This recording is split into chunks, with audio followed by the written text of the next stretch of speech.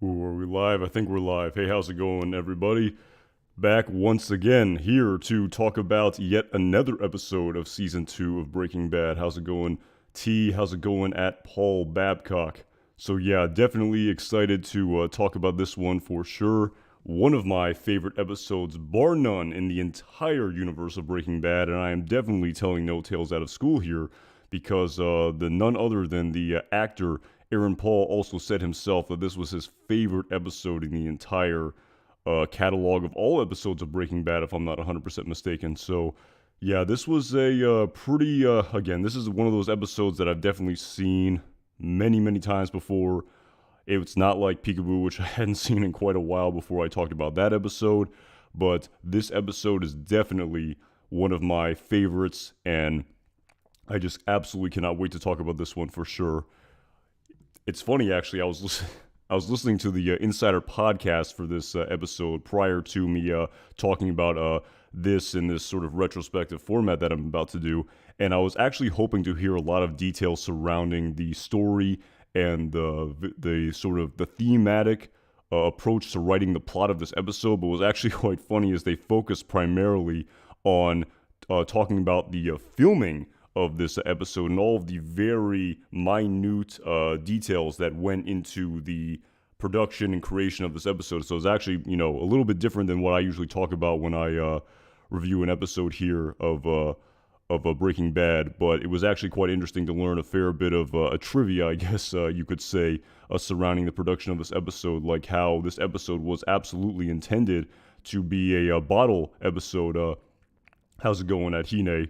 Was just talking about how I was listening to the Insider podcast prior to talking about this episode right here. And while I didn't get to hear a lot of thematic backstory surrounding the cultivation and creation of the story, it was pretty cool to hear all of the various filming backstory surrounding this episode. And as I was just talking about, this was intended to be a bottle episode initially, much akin to the bottle episode in season 3 of Breaking Bad entitled Fly, which was done for budgetary reasons. But as Vince Gilligan himself said in that podcast, what was ironic about that is despite the fact this was written to be a budgetary episode, it ended up being the most expensive episode that was created to date as of the this was the I can't even do math right now. I guess this would have been the ninth episode of season 2, and according to Vince Gilligan, this was despite it being a bottle episode, it was actually the most expensive episode to create for season 2 of Breaking Bad. I'm not sure if episodes 10 through 13 cost more. They didn't really touch on that. And again, I don't want to just repeat everything that was said in the podcast right there, but it was actually kind of interesting to learn the backstory surrounding the filming of this episode, which is basically all they talked about for the entire 40 minutes or so. How's it going, everyone? Hine, I just Dan at Jessen Yuck 18. What's up? Love this episode. I definitely love this one as well. Aaron Paul's favorite episode, apparently, of all Breaking Bad. How's it going at Kate Valentine? Yes, I tried to start on time today. I know that's pretty much a something I don't usually do, unfortunately, but I tried to start on time today on this one. At Paul Babcock, how's it going? As I was just talking about, you compare this episode to Fly, and it was intended to sort of be the bottle Fly episode of this season. And it was actually kind of interesting, though, as I guess discussing what they talked about a little bit in the Insider podcast, how they didn't, of course, the episode Fly didn't exist yet when they were talking about this episode, but if we go back and remember Fly, basically the entire episode takes place either in the parking lot of the laundry or in the basement of the laundry. That's essentially where the entire episode takes place, and the only two characters we have in that episode are Walt and Jesse.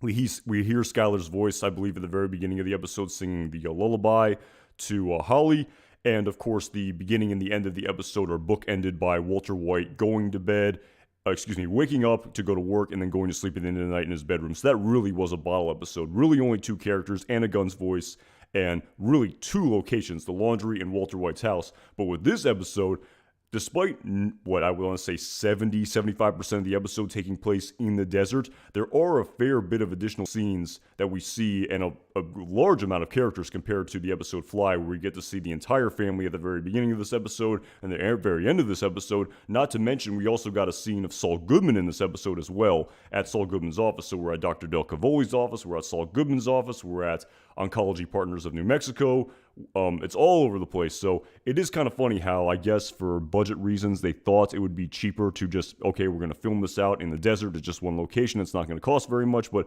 as they said on the podcast, that was the complete opposite effect that this episode ended up having. But again, despite they're complaining about the fact that it costs too much. At the end of the day, this really is one of the most iconic episodes in all of Breaking Bad, and truly one of my favorites. And yeah, just sort of jumping right into it here at Hine, my favorite part is Walt throwing the funny and when Jesse and Walt, exactly, that is quite the scene right there. But anyway, sort of without further delay here, getting into this unbelievable episode. And again, I really want to make sure I just don't repeat the plot here. But I'll try to set up the plot a little bit.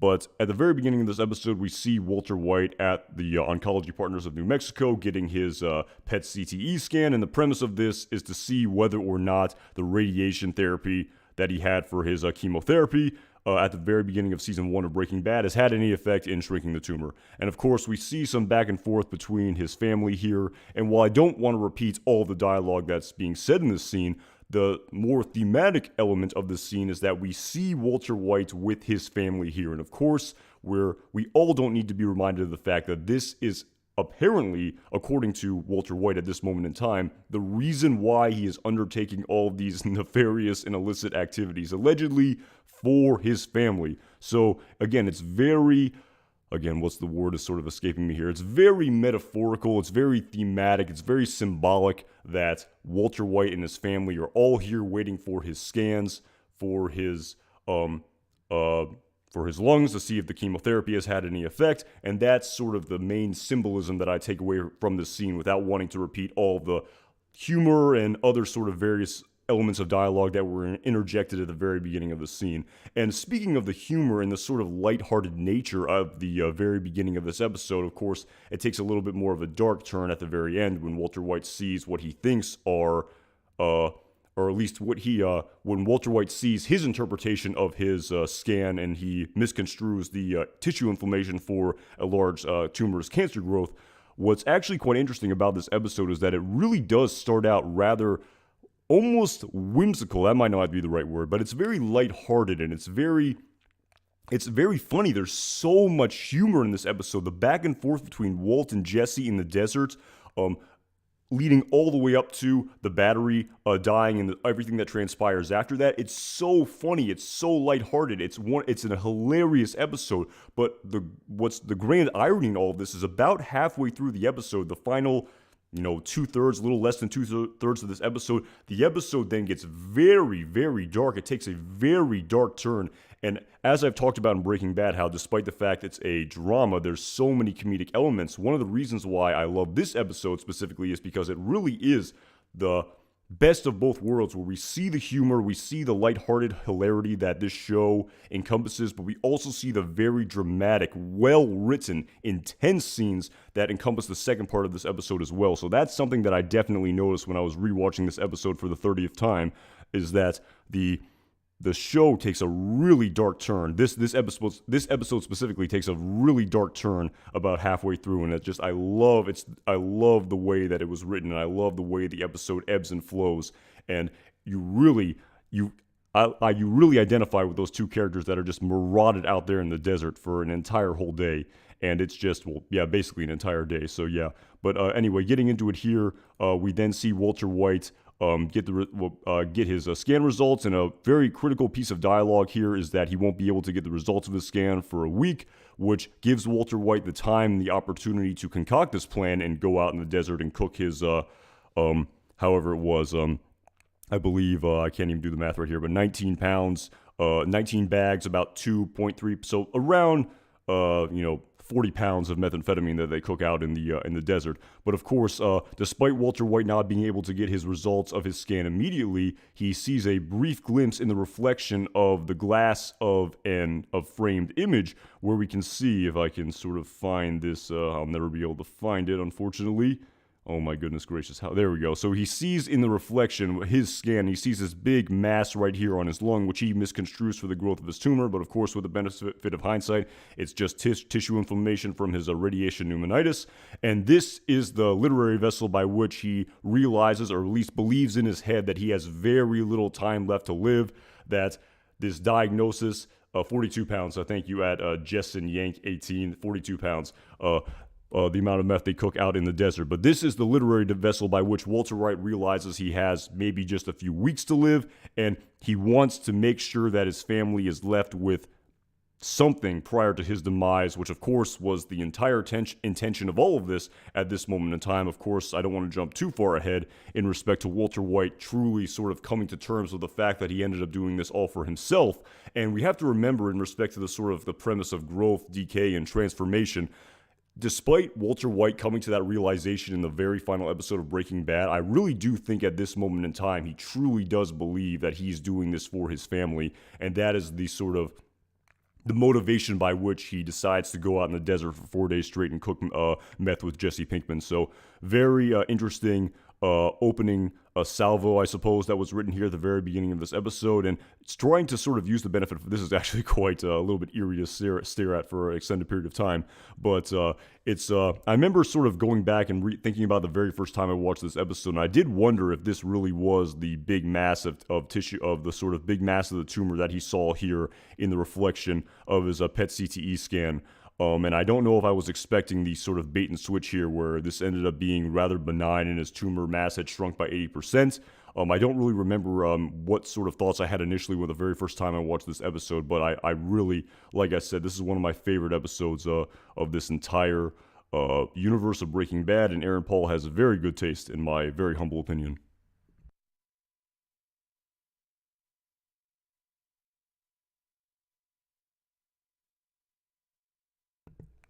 And of course, in this episode, we actually get the one and only scene of Saul Goodman here at the very beginning of this episode, where they discuss the aspect of money laundering that Walter White is going to have to undertake in order to make his illegitimate obtained gains legal and taxable. And of course, we a lot of foreshadowing happening here in this scene. Saul basically saying the money laundering aspect is very straightforward. The not telling your wife aspect, most people want to know how they got rich. Walter White, of course, saying if she finds out it's after I'm dead or after I'm gone, which of course was very idealistic with the benefit of hindsight. And while that might have been Walter White's ultimate hope and intention here at this moment in time in the scene, as we know from the conclusion of season 2 of Breaking Bad and what is displayed to us at the very beginning of season 3 of Breaking Bad, Skyler will find out about his illicit activities well before his death, to much to the dismay of the Walter White that exists at this moment in time in the Breaking Bad universe. And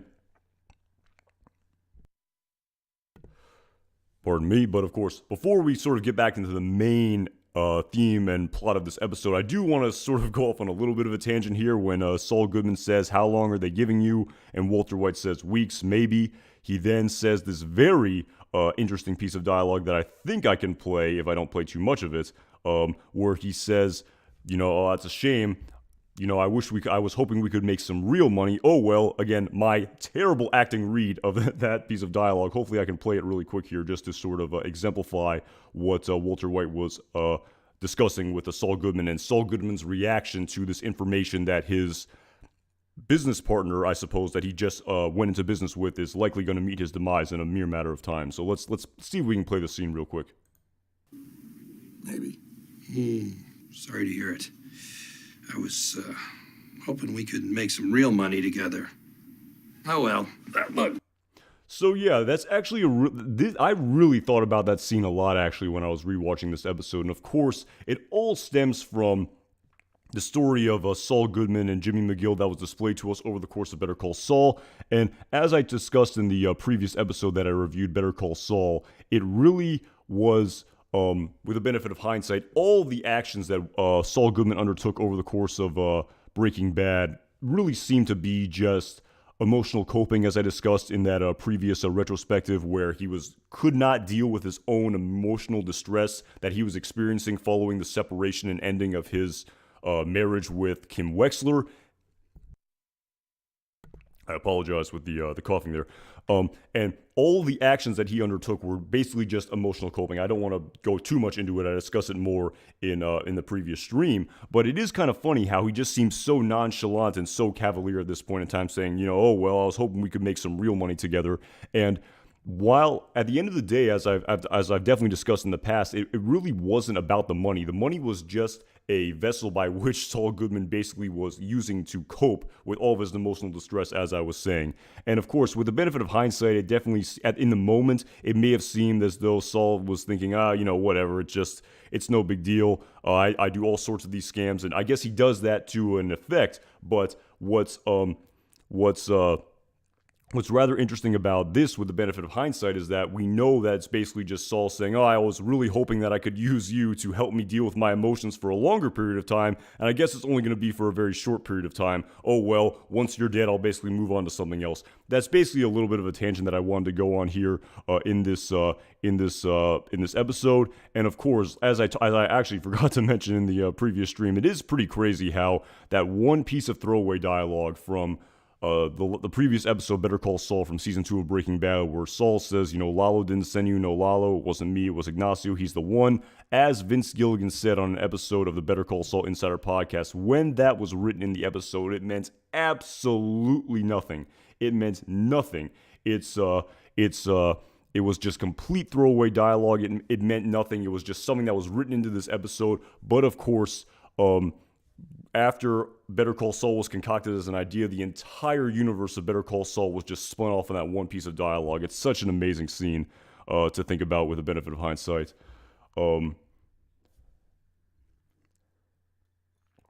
At Sam Fisher, me and my roommate finished the Breaking Bad universe this week. He was puzzled by Jimmy telling the truth and getting 68 years. Yeah, I mean, did you explain to him his atoning and the fact that he 86'd himself? I didn't. I understand his reasoning, however, like Jimmy's ending, didn't like Jesse's ending, though. Yeah, I mean, I feel like I've talked about that, again and again and again at Sam Fisher. I feel like I've almost said everything I have to say about that sort of comparison. But yeah, it is what it is. I'm very content with how that season. I'm very content with how they ended Better Call Saul and Jimmy's sort of mea culpa and his atoning for everything he did. But anyway, getting back into this episode, what is up at Dread Electric? Excited to talk about this one for damn sure. But anyway, here, hilarious scene. One of the many sort of pieces of comedy that were interjected here at the very beginning of this episode, prior to it taking a much darker turn at the halfway point.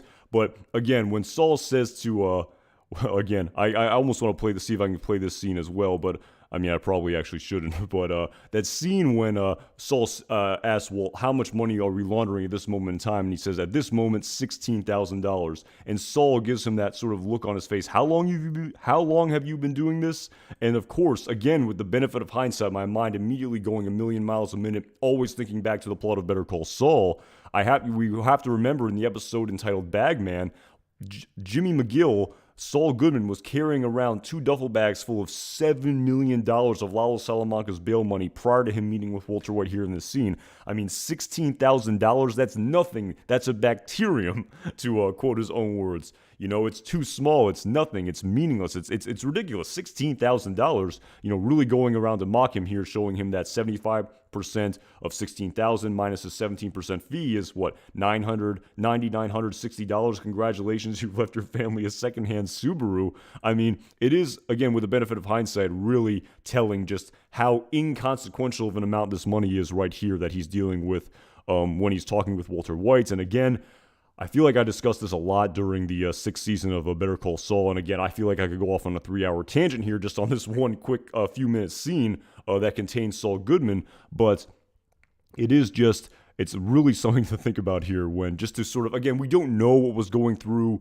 Saul Goodman's mind at this moment in time and sort of his what he was actually thinking, but it is kind of crazy where he deals with this man, Walter White, who he thinks could be big time, or he sort of senses the potential, but at this moment in time, all he has is $16,000. This is ridiculous. Like Sam Fisher, exactly. I travel in worlds Walter White can't even imagine, exactly.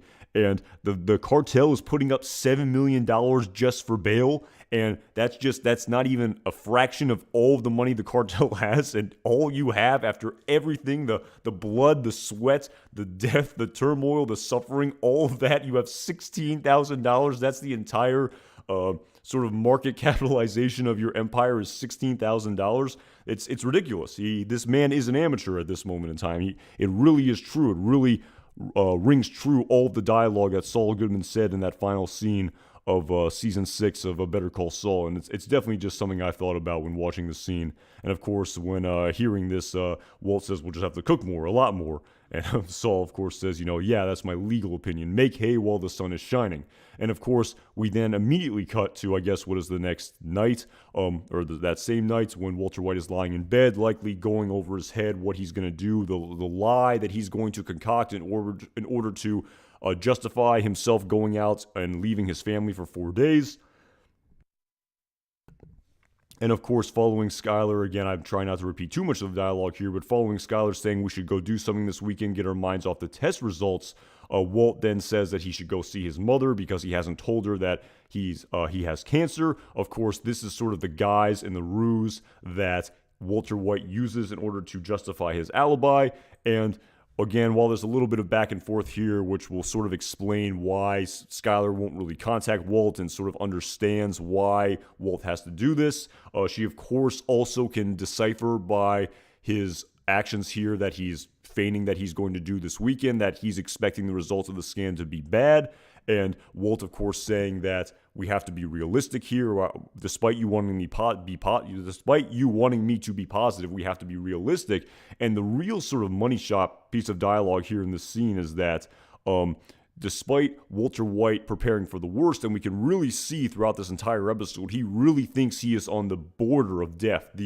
He's on death's door right here. That is really the only thing he is mentally preparing for, just based on his interpretation of that scan, also being exponentially sort of exemplified by the fact that he's going to be coughing up blood later in this episode. But when Skylar says here, this piece of dialogue right here, it's actually really deep and really profound. And let's see if I can sort of play this scene right here real quick.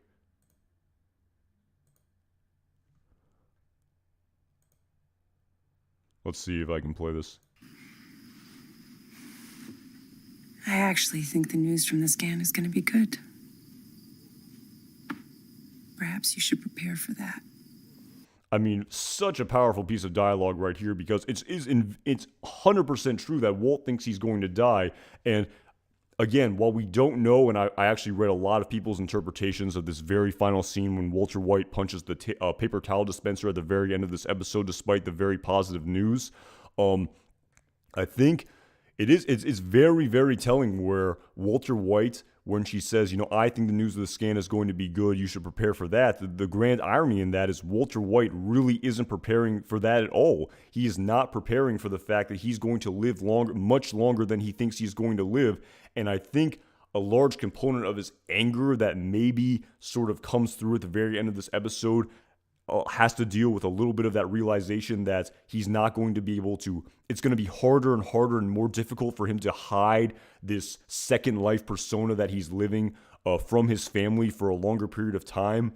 They've almost, there's so many opportunities where they could have found out prior to my death, but the fact that I'm going to live even longer than I thought I was going to, it's going to be, I am not really preparing for this, and I'm not preparing for the potential fallout of my family discovering these actions that I did for them in this very sort of twisted emotional way. So again, there's so many multifaceted, nuanced components of that very last scene when, despite the positive information, he punches the paper towel dispenser. And I definitely don't want to, jump the gun here. I'll get to that scene at the very end of this episode. But yeah, definitely, and with the benefit of hindsight, a very, very sort of powerful, short little scene here by Skylar and Walt at the very beginning of this episode. What is up at Brian C? At Justin Cruz, he's just worried about cooking in his empire. At the end of this episode, again, there's a lot of components of that for sure, and I'll definitely discuss that, and I have a lot of thoughts on that final scene, and I'll get to that at the end of this episode.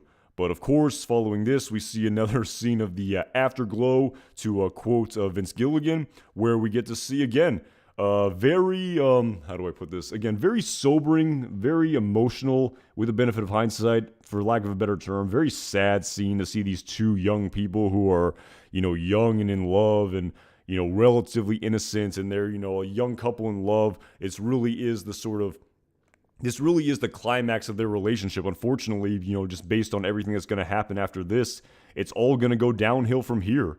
And as Jesse Pinkman will say later in that RV cooking scene, a little bit later down the line, after the battery dies and after the generator breaks, why couldn't I have just gone to Santa Fe? It's pretty sobering to just see where these two characters will eventually end up, and just to sort of juxtapose it with this very lighthearted sort of two young people who are in love here in this scene. A lot of back and forth, just bliss between these two characters, and of course we get to see a little bit of I don't know what the right word is here, but some sort of plot details such as the Georgia O'Keeffe Museum. I don't want to repeat it all, but that ends up being rather consequential to the story as it progresses down the line in Breaking Bad in this season and beyond. It's I will get to at Sam Fisher. I definitely have some thoughts on the paper towel dispenser. I definitely do, and I will definitely say it at the very end of this episode, at the very end of the stream. But of course, following Jane saying, let's do something today. Let's go to the Georgia O'Keeffe Museum. Jesse, of course, mistakes for the Atom Bomb Museum. She, of course, goes to get a bowl of cereal here. Again, Captain Crunch may be a little bit of an homage to Captain Cook, intentionally or otherwise, by Jesse and or the creators. But, of course, this, moment of rather innocence is interrupted by Walter White calling. And, of course, Jesse answering the phone very quickly, not wanting Jane to sort of hear about his nefarious illicit activities. And of course, we then see Walter White call Jesse saying that they're going to have to cook for 4 days straight. Of course, initially, Walt not telling him the fact that he thinks he's near death, and that's why they have to go cook for 4 days. Jesse, of course, saying that he has plans. My goodness gracious, this is a hilarious piece of dialogue if I can find it here. In respect to Walter White and his discussion here with his business partner, Jesse. You and your book, man, all right? I'm going to a museum. Do not constitute plans in... Oh my God, You have a paper and pencil, you should be writing this down. Yo, you want to go shopping? Go do it yourself, all right? I got plans. Smoking marijuana, eating Cheetos, and masturbating do not constitute plans in my book. I mean, just... My God, I love that. I love that piece of dialogue so much. I mean, it's just absolutely hilarious, just through and through.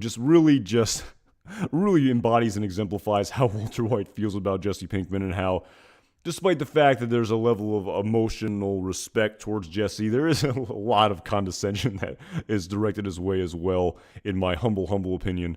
But yes, of course, despite Jesse saying, I have plans, I'm going to a Georgia O'Keeffe Museum, and again, I wish I could play this entire scene, but I can't. It's absolutely hilarious, just the sort of back and forth that happens here, where Walter White is just beside himself, bewildered by you, Jesse Pinkman, you, no offense, but you sort of uncultured rube are going to a Georgia O'Keeffe Museum. Just the back and forth here, I can't do it justice. You have to go back and rewatch the scene. But of course, following Jesse saying that, he's not going to do it, doubling down, saying, I'm not cooking or shopping or anything like this. Walter White then, of course, tells another lie where he says, we have to cook because our methylamine is losing its chemical potency, and unless stealing another barrel sounds good to you. Jesse, of course, saying hell no, because if we go back to the season 1 finale of Breaking Bad during the Southwest and Anilin robbery, and again, one of my favorite scenes of all time, that again, there's how many favorite, I mean, when I say every scene is my favorite, it really kind of loses its luster and its meaning and as a superlative, but it is true. I mean, I love this show, and there's so many great scenes, but again, Walter White, one of the many facets of his genius, the chemistry, just knowledge, and otherwise, one of them is just this unparalleled ability to be this just unbelievable liar, where he can just tell lies so convincingly, so almost... I mean, I want to say it's like sociopathic or something, his ability to lie. And of course, he'll even call himself out on it later in the RV when he says, I deserve this, the lying, I don't know where it begins and ends. I guess, maybe sociopath isn't the right word. Very manipulative. I guess there's some feeling of emotional repentance from all the lying and realizing that it's not the most positive character trait. But yes, it's really a skill that Walter White uses with, and just his. It's really crazy. Despite Heisenberg eventually morphing into this very intimidating, threatening character, the sort of the Jekyll and Hyde component of this Walter White person, it really is so amicable and trustworthy of a character who, when he looks you in the eyes and says something with this sort of very trustworthy demeanor and intonation in his voice, it's really believable, and it's really something that Walter White uses to his benefit. He's a master manipulator, and he really is a master manipulator here, and he plays Jesse like a fiddle, where he gets him to say, all right, I'm going to abandon my plans. Superiority complex. That's interesting at testing 1, 2, 3. But anyway, I'm going to abandon my plans and we're going to go out and cook. And of course, right before we get to the airport here, I have to discuss this scene very briefly. Just Jane sort of clearly reading Jesse, answering the phone very quickly and speaking very quietly. Kate Valentine, thank you so much for the super chat. I really appreciate the support. Just gonna listen tonight. Thanks, Anton. Again, at Kate Valentine, I really do appreciate all the support you've given to this channel. It really means a lot. The support you give, it does. I really do appreciate it. It really means a lot that people are enjoying these streams and like to hear my perspective on this show, and the fact that you have been a frequent, constant listener of this stream and supporter of this stream. It really does mean a lot at Kate Valentine. Thank you so much. And I'm really looking forward to talking about this episode. And I really do appreciate the support at Kate Valentine. Thank you so much.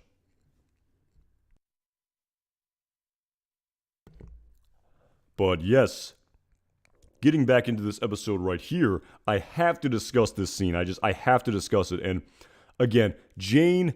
I don't want to. Again, I feel like they say, don't talk ill of the dead. At Hine, thanks, Anton. At Hine, thank you so much for the super chat. Really appreciate the support, and it really does mean a lot, the support that is given to this channel. It really makes me I'm humbled by the fact that people like to hear me talk about this show. All these years later after it ended. And I really enjoy talking about this show. I really appreciate everyone for watching and supporting the channel. And thank you so much for watching and all of your support you've given to this channel at Hine. I hope I'm pronouncing the name correctly. Is it Hine or Hine? I think it's Hine. I apologize, but thank you so much at Hine for the super chat. Really appreciate the support. But yes, getting back into this episode right here again, and they say you should not speak ill of the dead, and I almost feel a little bit bad, sort of trying to parse what's going on in Jane Margolis's head when it's technically impossible, and there's no way to know what's going on in her head. But again, this is just my interpretation of this look that she gives to Jesse. And of course, she saw Jesse run out, grab the phone in a very clandestine fashion, trying to, I don't know if clandestine fashion, but his whispering was resemblant that he was clearly doing something, illicit and illegal. And again, Jane is a very smart person. She's not stupid. As she says, I believe in 2 episodes down the line following the death of Combo, she knows that he's a drug dealer. He uses an alias, he pays in cash, and she knows this at this moment in time too, that the man that she's in a relationship with, that she's very attracted to clearly, that she's really enjoying spending time around, which she really seems to have an emotional and physical connection with. The greatest thing in the world, that if you can really have a physical and emotional connection with someone and truly care about something, it's such a great feeling. And, despite this, we know her backstory in respect to the fact that she's a recovering addict and how she's currently in Narcotics Anonymous. And despite all of that, she's still so attracted to this person. And again, she kind of reminds me a little bit of Karen from Goodfellas, and that scene she says where most of my friends, as soon as their boyfriend would have given them a gun, they would have tailed it out of there and left him. But truthfully, for me, it turned me on. And again, maybe Jane is very attracted to this additional element of Jesse Pinkman's personality. Not only is she attracted to him physically, because Jesse Pinkman is very conventionally attractive, handsome guy, big blue eyes, beautiful white teeth, handsome guy. Despite all of that, this sort of danger and this allure is something that she's also very attracted to as well. And despite maybe her best intentions, knowing that, this guy is bad news, in some respects, he's my sponsor and the people in my Narcotics Anonymous group wouldn't take too kindly to the fact if they were told that I was, associating with someone like Jesse Pinkman, but I'm still very attracted to him, and I don't want to leave him at this moment in time.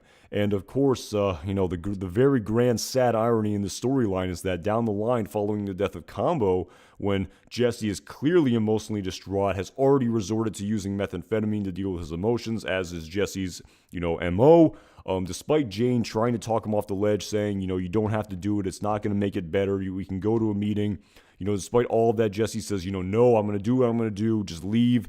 And, despite Jane, initially going for the door and leaving, it's kind of like, it's a little, I don't know if this is a one-for-one comparison, but it's kind of like that scene when, with Skylar in Ozymandias, when Skylar looks at the phone and the knife, which one is she going to go for?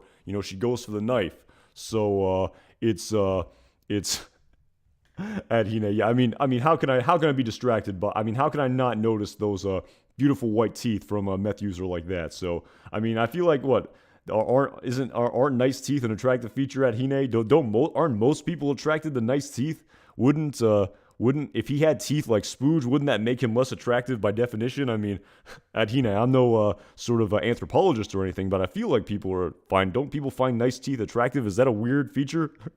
Is that a sort of thing that I'm sort of, am I sort of out here on my own where I find nice teeth attractive? I don't know.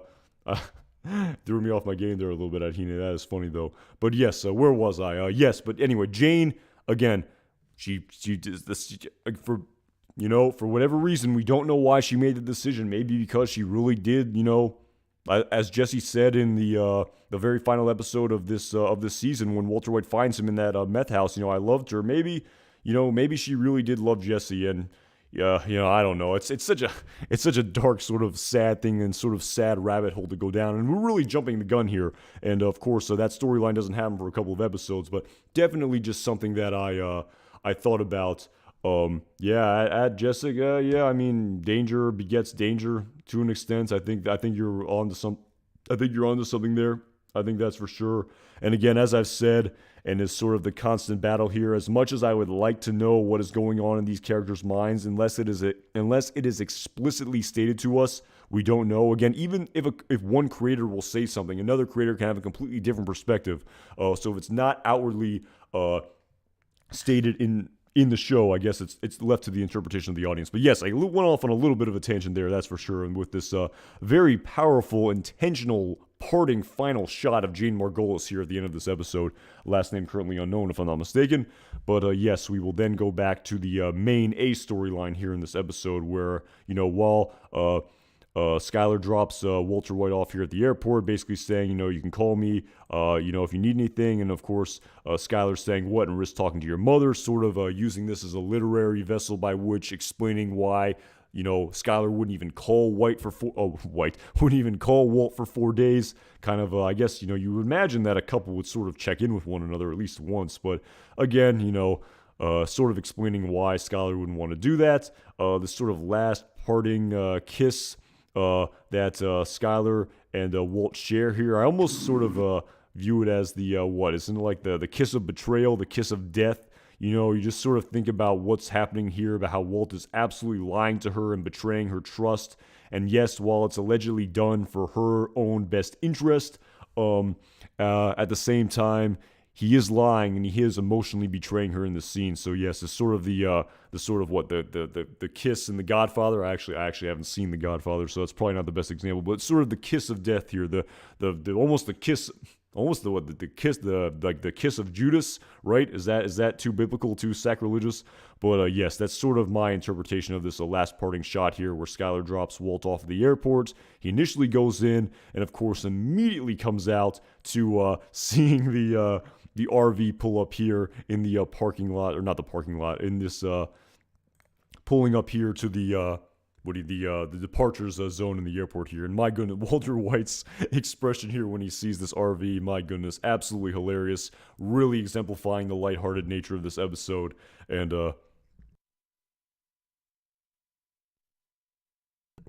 at Justin Cruz, I would say so, giving him his own space. Maybe she really has no relationship with Walter White's mom. and that side of the family. That could be another sort of artistic license explanation for why she wouldn't call and check on him. But yeah, I'd say so for sure. And if I can sort of, if I can sort of play this scene real quick right here, again, well, hopefully the algorithm doesn't get mad at me, but.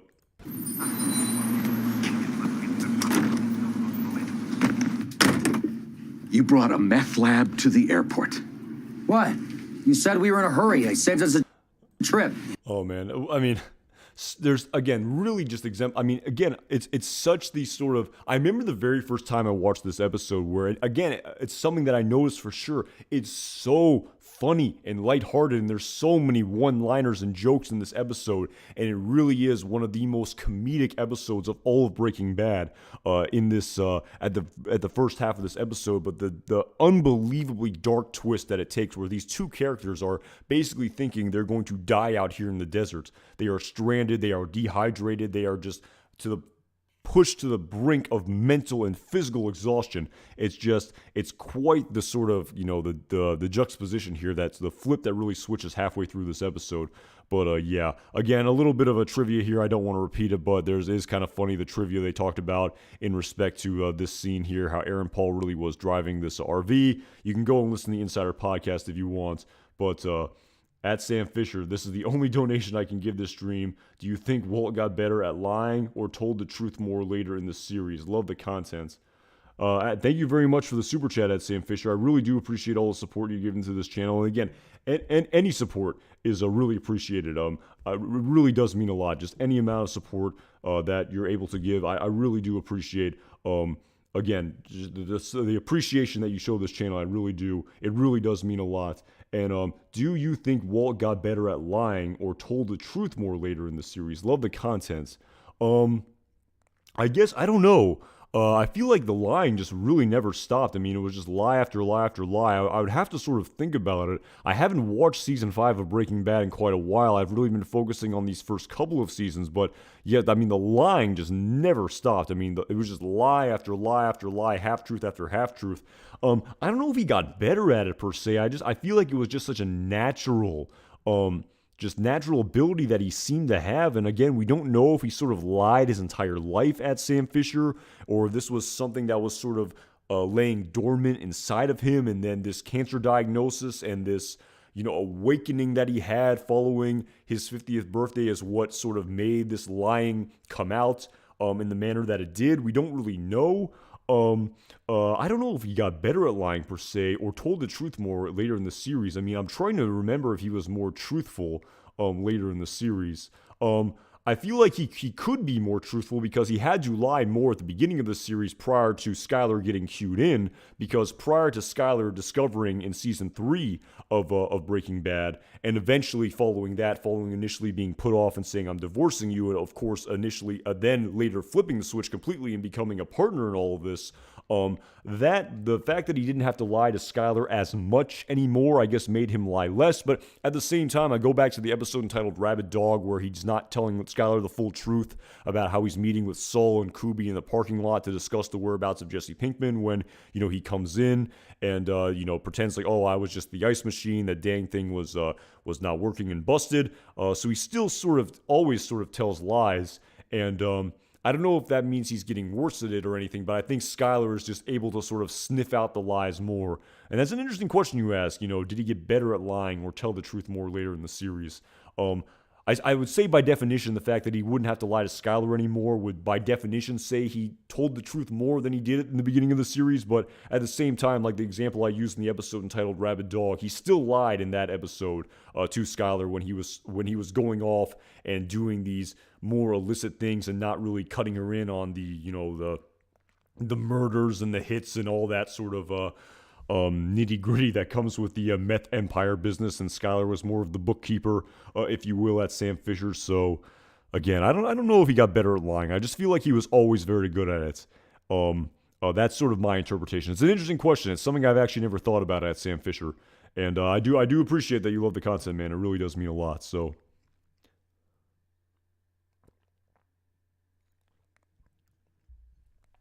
Season 2 was the height of the lying. I think he stopped doing it as much later on. Yeah, like I said, I think the fact that Skylar found out, by definition, meant he had to lie less because she knew everything. There was no need to constantly cover up his tracks and say what he was doing at Sam Fisher. But yes, so great scene here. This scene here when they're even this sort of little montage scene here of them driving out to this Indian reservation in the middle of nowhere and getting ready to cook this methamphetamine, and again so many great scenes here. But this scene right here when Walt is looking over the food that Jesse has brought for them, my goodness gracious, talk about, if you look up the term stoner food in the dictionary, this is what you're gonna see. Let's see if Walter White can explain it better himself here. But my goodness gracious, this scene is absolutely hilarious. And of course, with the benefit of hindsight, just the fact that this is the only food they have, these spicy Funyuns, when after Jesse Pinkman throws out all their drinking water, it definitely reminds me of. It definitely reminds me of, I don't know if there are any King of the Hill fans out there, but that episode when Dale, Bill, and Boomhauer stow away in the back of Hank's semi-truck, and there's no AC in there, and they just brought a six-pack, and they're just dying of dehydration because there's no AC back there, and Dale's saying, we have food, let's see if we can squeeze some moisture out of it. He's chips, barbecue chips, vinegar-flavored hot and spicy chips, saltines. That's all they brought, and yeah, it's just, it's pretty hilarious, this food here that they brought here. So let's see if we can have Walt give a little bit of an inventory of the food that he no doubtedly told Jesse to bring when they be out in the desert for 4 days straight. 3 entire bags of Funyuns? Funyuns are awesome. God. More for me. How about something with some Captain Crunch, protein, Gushers, Something- gummies, powdered Doritos, like nacho cheese dip. How are you even alive? Like, how about some protein? It's just absolutely hilarious here, but How are you even alive? It's so telling of just how different these two people are, and how Walter White literally has cancer. He's probably thinking much more about his health, trying to be more conscious about what he eats. And Jesse Pinkman, this is like not even real food. This is like all artificial food. And again, I feel like there's a time and a place for all of that, but it's pretty hilarious. So that's the only food they have for this entire 4 days. He didn't bring anything. He didn't bring sort of even some, I guess, like unperishable meat or something. And bread would last a couple of days. How about some like bread? How about some, salami, something that would keep, something with some protein? Maybe even some banana or something, some fresh fruit. Like just straight stoner food here. Just an unbelievably hilarious just detail that was written into the scene. And again, it just exemplifies all the unbelievable subtleties of this show, where they pay so, I feel like if any good show really has to do this, but of course Breaking Bad is a great show, so the attention to detail that they put here in this scene is just absolutely hilarious. And yes, at Sam Fisher, I don't know you, that's my purse. A great call there for sure.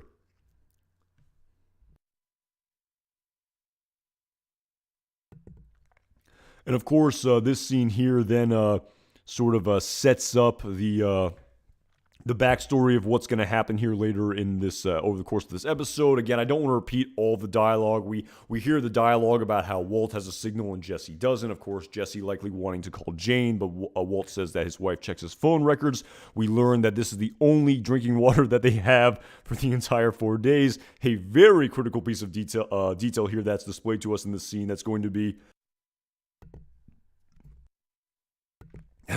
even more important following Jesse Pinkman's irrational behavior later in this episode.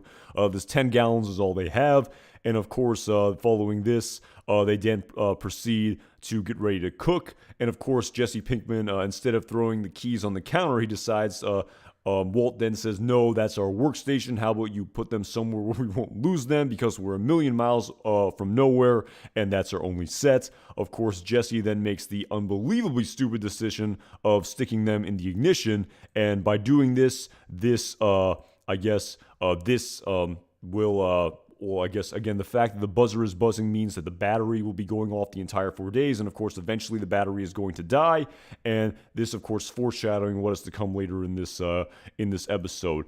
And, of course, following this, I mean, this montage scene that's played right here, I can't play any of it. I can't play it because there's music and everything. But my goodness gracious, I mean, this scene right here is just an unbelievable montage scene. It's the third cooking montage scene in this universe to date.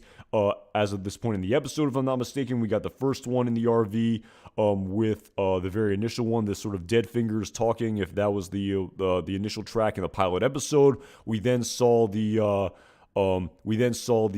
cook with a Badger and Jesse, which was kind of the exact opposite, the complete just, two doofuses who didn't know what they were doing, essentially, compared to the very first cook in the pilot. And of course, we get this cook right here, the third cook. And what's actually really sort of interesting with the benefit of hindsight is this is the very last time that Walter White will cook in the RV for the entire universe of Breaking Bad, which is absolutely true because we know that Jesse will cook in the RV once again off camera following the death of Jane in season 3 of Breaking Bad, and eventually that pound of meth will be sold to Gus Fring's operation, the episode entitled Green Light. But this is the very last time that Walter White cooks in the RV. And it's just sort of an interesting sort of detail here where it's kind of crazy how the RV was really such a crucial staple in the storyline of Breaking Bad. And it's almost like its own character and its own entity.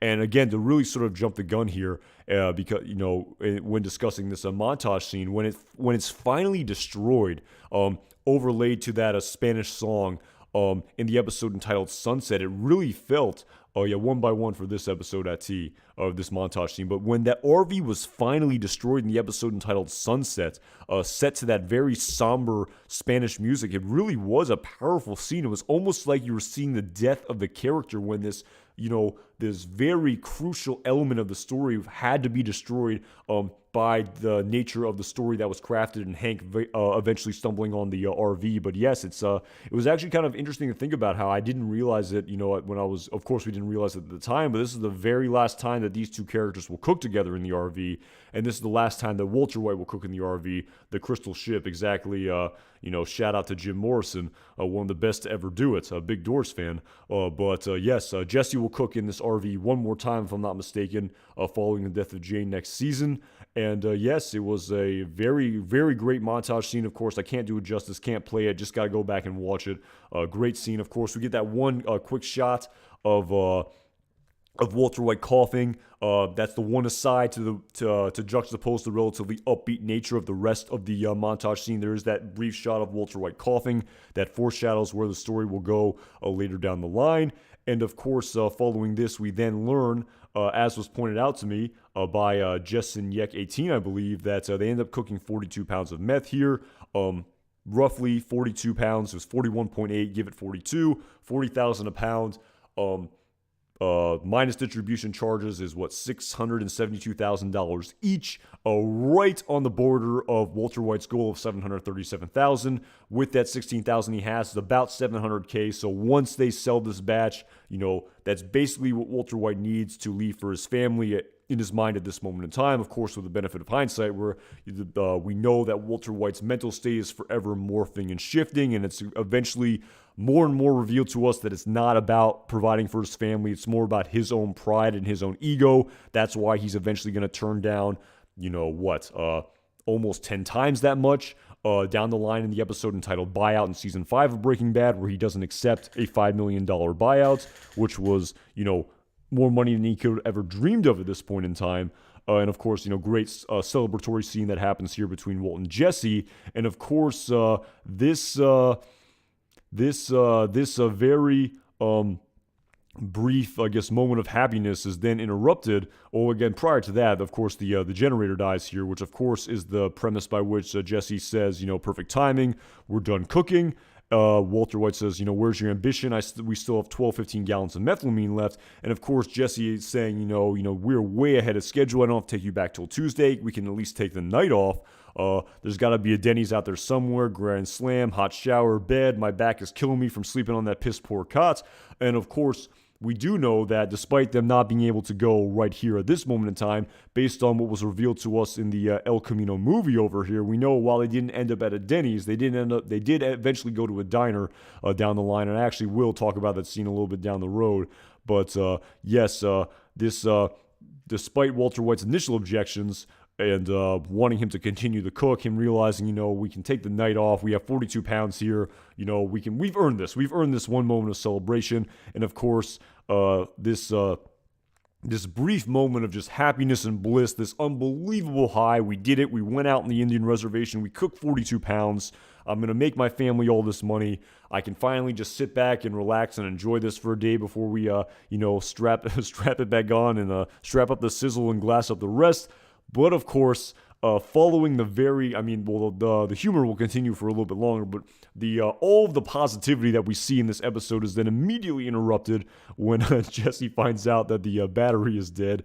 And of course, again, so much hilarious comedy in this scene, where let me try to play some of it right here if I can get away with it. I mean, just the back and forth here with Walter White basically saying, you imbecile, you idiot, you left the keys in the ignition for the entire 2 days. Of course, eventually, following the back and forth jousting that happens here, they then realize that they just have to jump the battery somehow. But let's see if I can play a bit of this. But the buzzer did not buzz, and you were the one that made me move the keys in the first place, remember? Yes, I see your point. Your imbecility being what it is, I should have known to say, Jesse, don't leave the keys in the ignition the entire 2 days. I wanted to leave them on the counter, bitch. Oh man, what a great scene! I mean, it's so, there's so much just. Again, I don't know if it's sort of a friendly ribbing that happens in this scene, or if it really is a little bit of looking down upon and contempt that Walt has for Jesse here in this scene. I'm not in the scene, in this entire episode. It is pretty hilarious in my humble opinion, how there's just so much putting down of Jesse here in this episode. I mean, even the scenes that I play don't really justify. There's so much in this episode where Walt sort of talks down to Jesse. And again, a lot of it probably stems from the fact that they're tired. They haven't been sleeping well. They're likely, underhydrated at this moment in time. They're very tired. They're malnourished. So maybe all of this is sort of playing into the way they're acting here in this scene. But yes, it's... At Sam Fisher, yes, absolutely.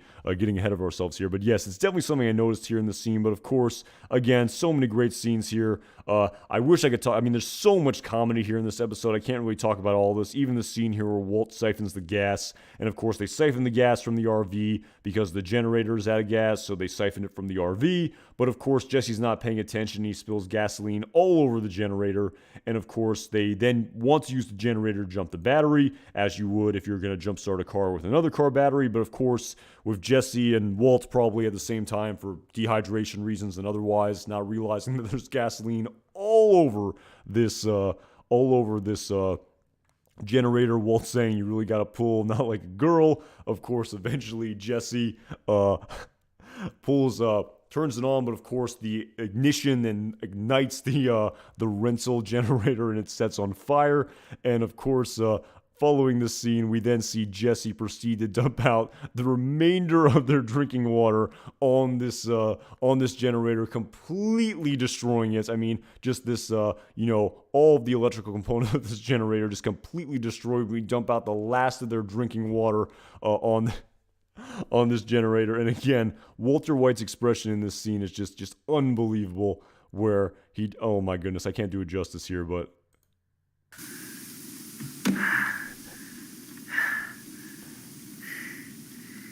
that look on his face that he gives, just well done as usual, Jesse. Oh, well done, Jesse, as always. Just well done. I mean, the insult to the injury here, where of course it's on fire and Walter White is doing the sane, smart thing by grabbing the fire extinguisher in order to extinguish the fire without completely, totaling and nuking the generator. Jesse, of course, in his very, again, I mean, sort of not the smartest, not the most intelligent means of thinking, just thinks, oh, fire, put it out with water, without realizing that he had just dumped out their remaining drinking water that they have.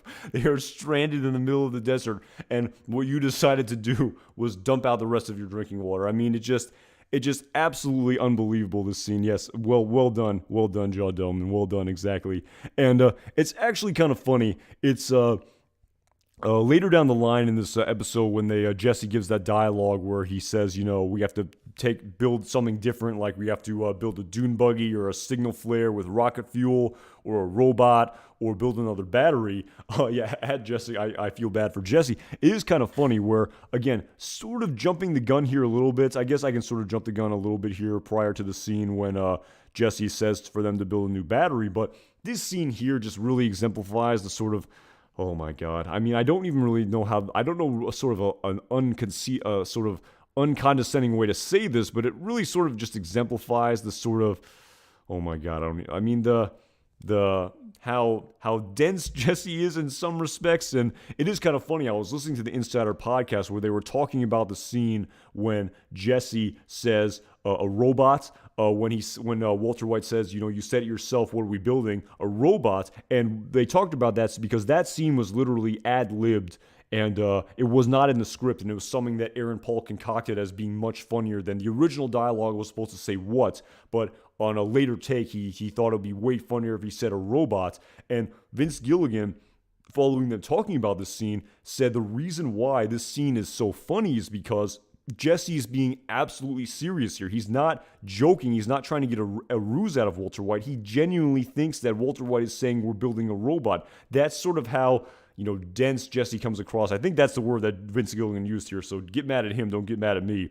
And it is kind of fun. And again, I know the characters were unbelievably dehydrated and malnourished and hadn't slept very well. I know that all factors into the sort of lack of decision making, and how Walter White even said his organs were going to shut down with his dehydration, and that was all factoring into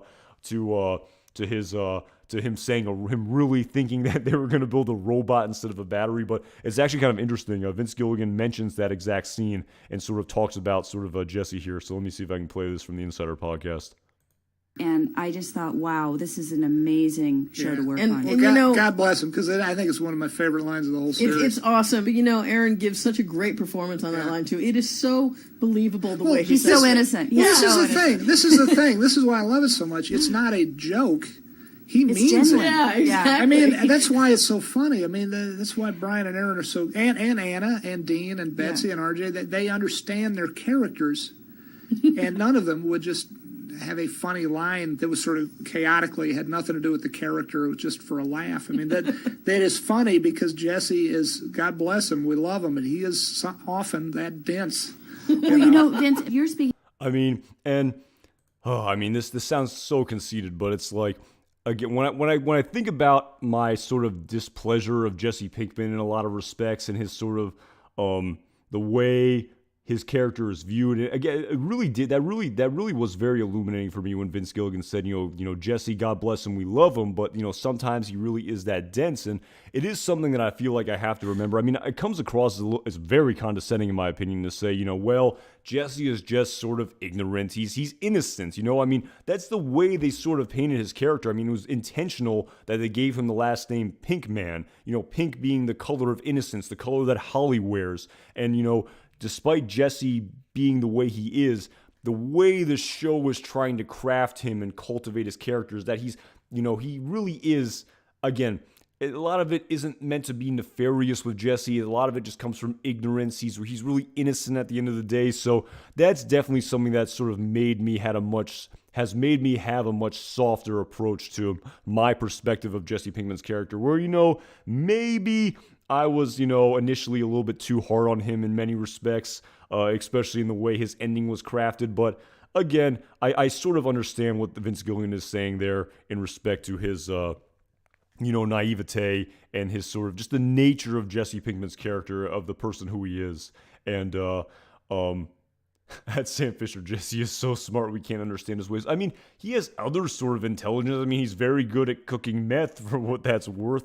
He has some street smarts. Again, I know that's all very condescending, and that's very, it's a lot of backhanded compliments right there. And I still have my opinions about Jesse, what they are. I still feel the way I do about his ending. But it was a very illuminating thing for me to listen to when Vince Gilligan said that in the episode of the Insider Podcast in respect to, Jesse's character. And it definitely sort of made me, maybe feel like I was being a little bit hard on Jesse in many respects, as condescending and conceited as it comes across. But I mean, it's a little bit of food for thought. We're really early here in the story. I feel like my perspectives are forever morphing and changing on Jesse Pinkman's character. So yeah, just some food for thought here in respect to the way Jesse's character was crafted over the course of this unbelievable universe. But yes, of course, following Jesse completely destroying the generator and Walt going over it and realizing that it's completely totaled. Again, the back and forth here where Jesse's like, yeah, I know what happened. You hooked it up wrong and it blew up. I mean, just the read there of that scene. Again, it's still pretty lighthearted here at this point, despite how dark it's eventually going to get. But again, there's so much hilarious just back and forth dialogue here. Again, the characters, they're probably so frustrated with one another. They're at a certain point, sometimes when you're around the same person too much, they just get on your nerves. And I'm definitely sort of, I'm sensing that from these two characters here through and through, where they're sort of just getting on each other's nerves here. And they've probably just had it with each other. And, they're really just, they're tired of one another and just want to go home.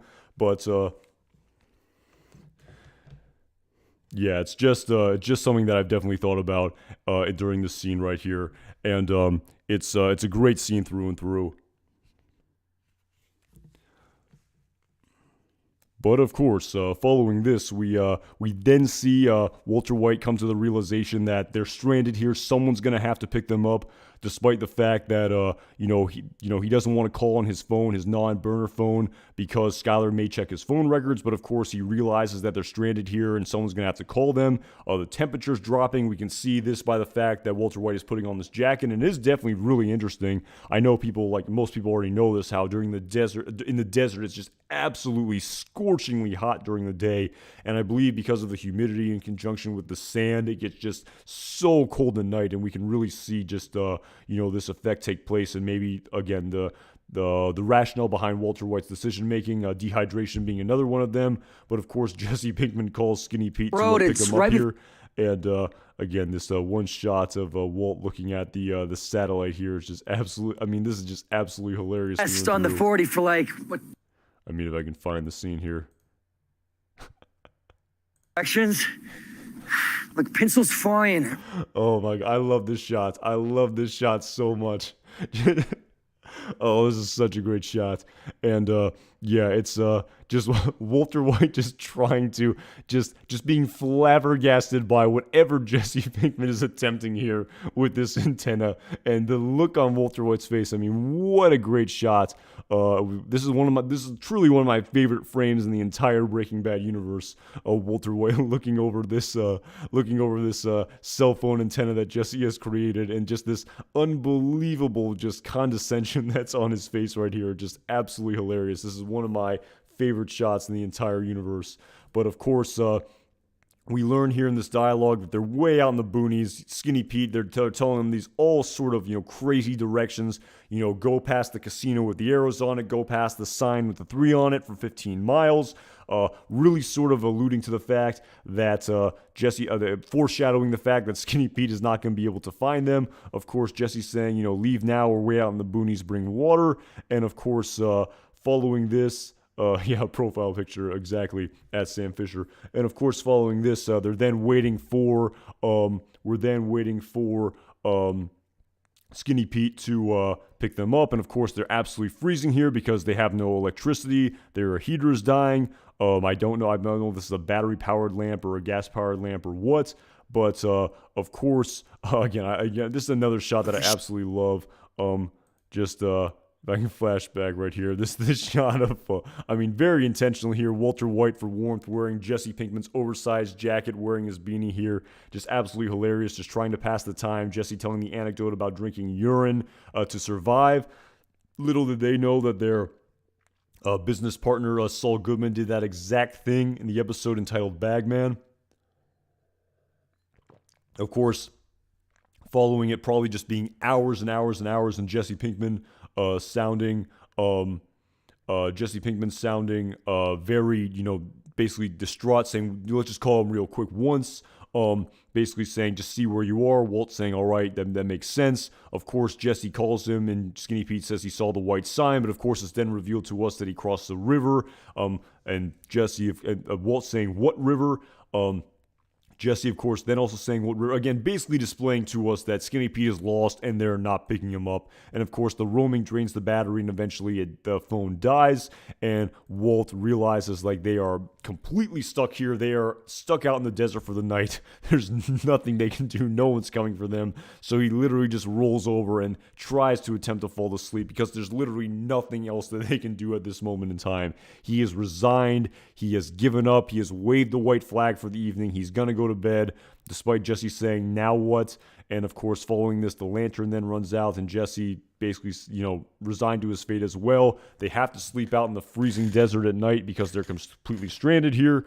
And the day then lapses to the next day, where we see Walter White then hand cranking this generator in order to trickle charge it, if I'm not mistaken. And I have seen online that they did take some artistic liberties here in this scene, where apparently it's not physically possible to trickle charge a generator battery like this in the universe of Breaking Bad. This was taking some artistic license here in this scene when writing the story. Apparently this is not physically possible, but again, that's neither here nor there. As they discussed on Mythbusters, one of the key literary vessels by which the plot was driven forward of Breaking Bad was the hydrofluoric acid, and we know that from Mythbusters that that can't be done. Hydrofluoric acid alone will not dissolve granite, rock, glass, let alone a human body. You have to mix an assortment of chemicals in it, and it makes a much bigger sort of smoke cloud reaction. And had they had done it in their house, it would have just completely smoked up their entire house as it did on Mythbusters. But again, it's sort of an alternate universe of Breaking Bad, so I'm not gonna really parse every bit of scientific inaccuracy. And if we actually go down the line, apparently I have read online as well that the battery they end up creating, while it is technically a battery, most scientists say that the amount of voltage, or electrical engineers say that the amount of voltage that battery create would in no way be almost feasibly possible to charge an RV battery. But again, it's sort of just artistic liberties that's taken here with the story. And again, that's sort of a little bit of a tangent here. And again, we see here basically what they try to do is they try to trickle charge the battery here. We see again, and what's actually quite interesting about this scene is that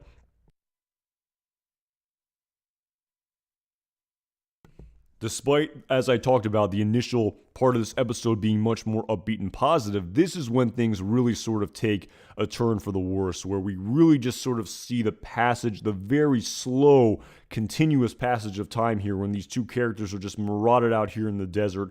It's really great how the scene was cut, in my opinion, how we can just see the time lapse taking place and just the fatigue setting in and the dehydration. And, I only can imagine just how terrible these characters feel, just hungry, thirsty, under-rested, wanting to leave, tired, fatigued from, cooking all this meth, from sleeping on that piss-poor cot. And we just see the passage of time take place in this episode, and the lapse that occurs, and of course, Walt saying, theoretically this will work, and Jesse saying theoretically, Walt of course saying it has to work. Just thinking about his own predicament that he finds himself in, not wanting to leave himself out here stranded in the desert and not being able to provide for his family. And of course, we see Walt in this very sort of drained state, even more so than Jesse. And Jesse then puts two and two together here that Walter White's state, including his coughing and everything, the overt exhaustion that he's exhibiting, is a tell that methylamine doesn't expire, and that, again, while Jesse doesn't outwardly state it, it's likely that he's putting two and two together here, how Walt thinks he doesn't have a lot of time left, and that's why he said, we have to cook this weekend for 4 days. We can't do it in a couple weeks because I may be dead in a few weeks. And of course, that very powerful line that Jesse says, lie much, when that's really all Walter White does is lie. The lies, where do they start and where do they end, and where does the truth begin, as he'll say later in this episode. And the coughing that occurs here in this scene as the episode gets way darker. Also foreshadowing Walter White coughing on blood later in this episode. And of course, time keeps going by just slower and slower here. But eventually, the exhaustion continues to set in. But eventually, Walt says, "All right, that's enough. That's enough of cranking the generator. This should work." They then put the keys in the ignition. Again, I love this shot here. I love this shot of this Captain Crunch and this Funyuns. I mean, the last thing in the world these people want is this dry, salty food. All that, Jesse has brought. They have their Funyuns. They have their Captain Crunch. It's the last thing in the world they want. They probably want water and anything, with some sort of moisture in it. But of course, that's all they have. I love that sort of little shout out right here. And of course, following initially the RV turning on and Jesse being really excited, we then see him just being overcome with emotion here when the RV doesn't start, him thinking that he's stranded here. We can just see the visceral emotion just come through with Jesse Pinkman, the anger, the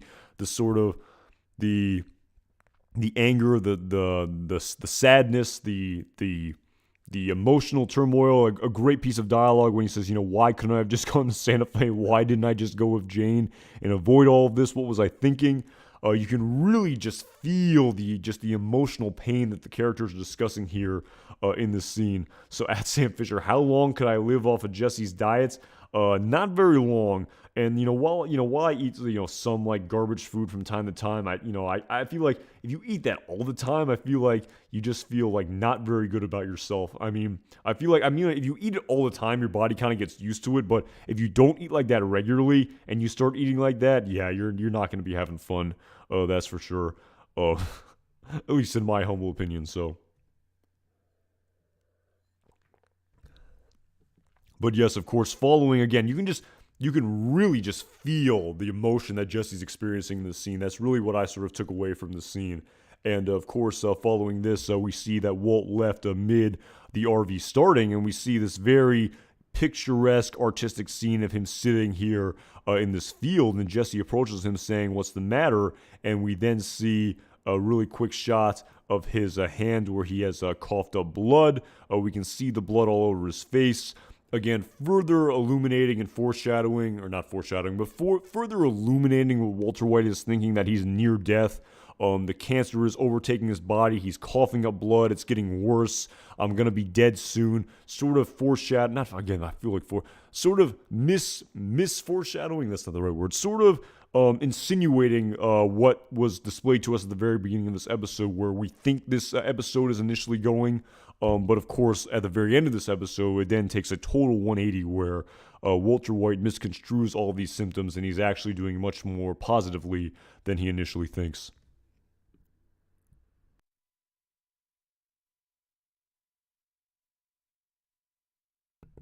And again, there's this brief shot here of this coyote. I always wondered, I didn't know if it was dead.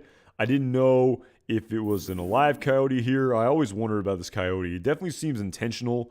I don't know the meaning or symbolism behind it. I was wondering if they were going to talk about this on the Insider podcast. They didn't. Again, I don't know if I want to go down that rabbit hole of like, what does it mean? What is the meaning of the coyote? Because I go back to the season 2 premiere of Better Call Saul entitled Switch, where Price and Nacho have that drug deal, and that hummingbird flies in the very center of the screen and then flies away, and how that was completely random. It wasn't in the script, but they kept it in that episode. And of course, the editor, Kelly Dixon, kind of jokingly said, "Yes, it's a great scene, but what does it mean?" Even Vince Gilligan himself saying that the meaning comes later.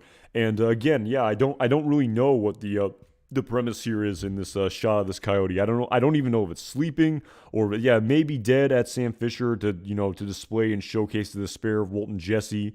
Sort of, yeah. I think that's a sort of good analogy for sure. Is it the bunny? I think it's a coyote at Scooter Jones 303. But yeah, again, I don't know if I want to sort of parse every little sort of potential meaning behind that coyote, but I definitely do like the symbolism of the death and decay that Walt and Jesse seem to find themselves in right here in this episode. But yeah, it's something I've definitely thought about and was hoping they would maybe touch on. But of course, following this, we then see them again really seemingly resigned to their fate here, almost as if they're laying in their own coffins to a respect, where, Walt's saying, I deserve this, I deserved it, I had it coming, essentially, like I deserved all this. Jesse, of course, initially saying, snap out of it. Everything you did for your family. This was all a noble pursuit. Of course, Walt pushes back and says, all I've managed to do is lie to them and disappoint them. The lies, where do they end? I can't even keep them straight in my head anymore. It's, we can really see just, again, and the premise I got from this scene is that while in the end, Walter White finally atones, in a manner of speaking, and comes to terms with his decisions being, it was about me, it was for me, I did it for me, I was alive, I was good at it. I feel like it's not as if he sort of always felt that way or never felt that way, but I really do feel that human beings, their perspectives and their mental perspectives, they change and they morph just based on their own lives and their own situations, and how someone may feel one day may be different on another day. So again, it's really sort of interesting just to parse and to sort of hear, I guess, the inner thoughts of Walter White come out here in this very vulnerable, weakened state where, he does feel emotional pain and suffering for everything he has put his family through. And despite maybe, him initially lying to himself and thinking this is all for my family, the grand irony in all of this is the horrible sort of distress and turmoil that I put my family in. And again, it's really sort of, again, I don't know, it's just really sort of interesting to sort of ruminate on and think about with the benefit of hindsight, just the constant emotional state of Walter White. And,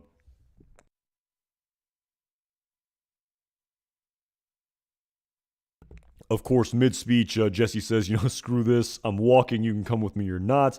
Walt, in a very weakened state, basically says, Jesse, you're not thinking straight, you're insane, you're so dehydrated, you're running low on electrolytes, your organs will shut down, your blood will stop pumping. If you go out there in that heat, this dehydrated, within an hour, you will be dead. Very true. Jesse's being unbelievably erratic here, where he's stuck here, he wants to leave. The irrational, incorrect decision would just be to walk, where it's like, well, at least I'll be theoretically closer to my destination, but all he'd be doing is walking to his own grave. And of course, Jesse, a great scene here where he says, you have to cut out all your loser crybaby crap and think of something scientific.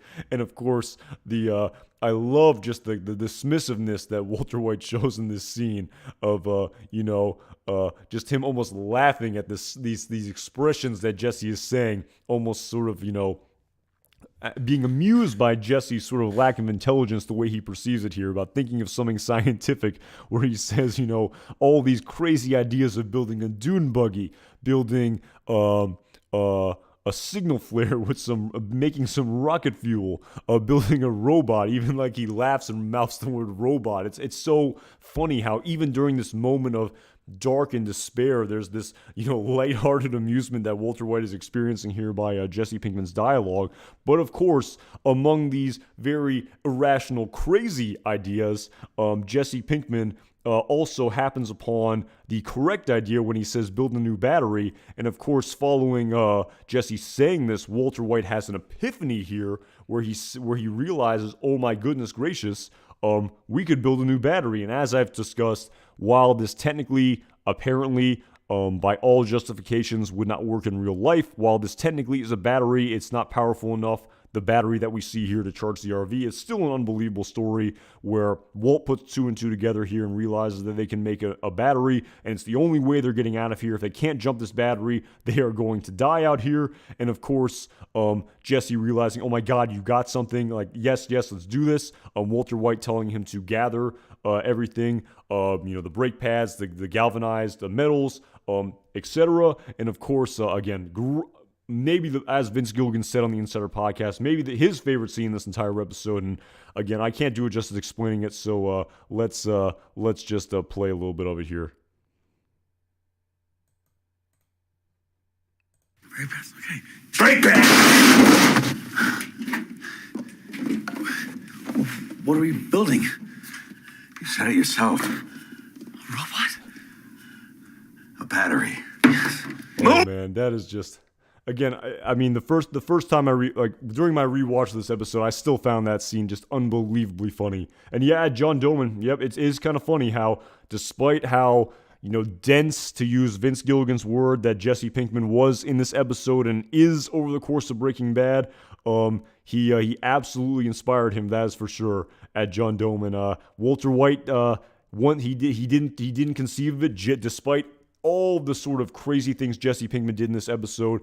I mean, I hate to say it, a dead clock is right twice a day, but, he's the one who, in his emotional rant and his emotional sort of moment of just fantasy of, building a robot or a dune buggy, happened to stumble on the correct answer here. And it's a very great sort of literary scene that was written here in this episode. And as people are saying in the chat, yes, this scene almost became a meme where we can see Walter White going over what a battery is, and of course, despite this all being very, very basic chemistry to Walt, Jesse feigning that he understands most of this, all of it going over his head. He does, however, figure out that the electrolyte is the sodium hydroxide, I believe, that is being soaked in the sponges, and Walter White is actually very, despite Jesse Pinkman's just being not very well versed or well capable of learning in a very conventional form. Walter White, again, he takes some pride in this scene when Jesse Pinkman is able to, even in the most basic level, just understand and conceptualize this very basic chemistry concept, where he's able to sort of extrapolate out the correct answer based on the information that's given to him. Walter White is very taken aback in this scene, but of course, as people are saying, another scene I have to play here, and That's Sam Fisher. Jesse should be a therapist. Enough of this crybaby crap. That's really not the premise of that's not the premise of actual therapy at Sam Fisher. That's sort of what a society sort of says. I feel the sort of suck it up buttercup thing. I hope you're joking there. That probably isn't the best thing to say. Enough of this crybaby crap. Maybe you can sort of have a little bit of better bedside manner when trying to get people out of an emotional funk at Sam Fisher. Again, I'm no therapist, so that advice might be worth the not even worth the paper it's written on. But yes, as people were saying in the chat, another scene that I just feel the need to play here.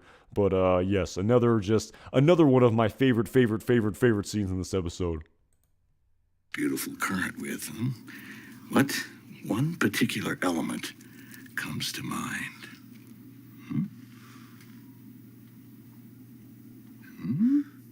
Wire. Copper. I mean, yeah, poor Walt. I mean, him realizing that Jesse's abilities only go so far, and despite the fact he was literally giving him the answer on a silver platter, Jesse wouldn't understand that a wire is not an element. It would be what the wire is made of, the copper. But yes, I'm pretty sure that almost became a meme, if I'm not mistaken. But yes, so eventually, despite them being stranded out here in the desert, they're able to end up making this battery. A great scene when they activate the cathode and anode, where they I love the scene here where again, really foreshadowing that this battery is going to work. And despite most electrical engineers saying that this story does not hold water in real life, Good. Despite like I say, despite electrical engineers saying that this story would not, this battery could not physically charge an RV battery this big, we eventually learned that, despite it initially seeming as though, is this going to work? Is this going to work? Well, in the moment, that they're going to get out of the situation, but eventually the RV finally starts, the battery is jumped, and they can finally get out of the situation right here, thus putting a final cap on this harrowing experience that Walt and Jesse experience out here in the desert. And of course,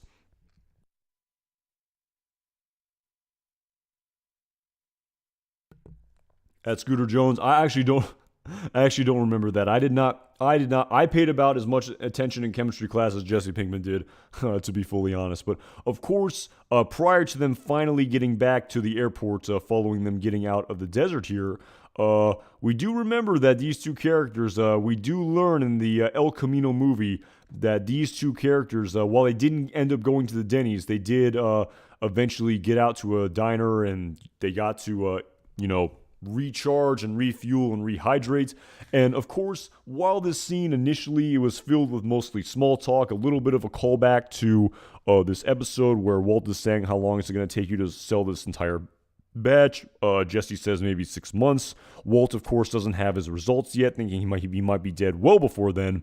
And him saying, you don't know anyone who you could sell the entire all of it to at once. And Jesse, of course, saying someone who has a spare 1.2 million. No, nothing comes to mind. And of course, we see a little bit of a back and forth here with Walt encouraging Jesse at the.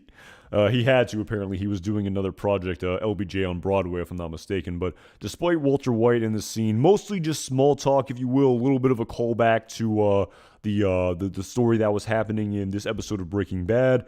The encouragement to go to college, the back and forth. And of course, Walt, of course, saying, the broader point, I don't have a broader point.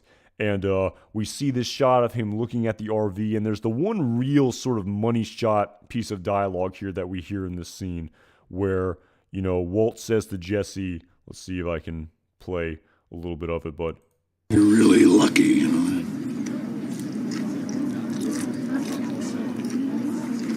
You didn't have to wait your whole life to do something special. Again, that's sort of that's the money shot right there in that scene, despite all the small talk that happens where Walter White says to Jesse, you're really lucky you didn't have to wait your entire life to do something special. And, that scene really got me thinking, and I was wondering why that sort of scene was written in the movie specifically, why that dialogue was written in the movie specifically. And I sort of harkened back to... back forward, depending on your perspective. I mean, depending on your perspective and where you are in the universe of Breaking Bad and Better Call Saul and El Camino. But I sort of go to the episode entitled "Buyout" down the line when Walt says he doesn't want to take the $5 million buyout. Sort of tells Jesse a little bit more of his gray matter story, saying, you asked me if I was in the meth business or the money business. I'm in the empire business, and Jesse's sort of saying to him, Is a meth empire something to be proud of, Mr. White? And again, it's kind of interesting. And of course, in the next episode following that and Say My Name, when Jesse wants out, but Walter White is doing everything he can to keep him in, him saying, this thing we do, being the best at something, do you know how rare that is?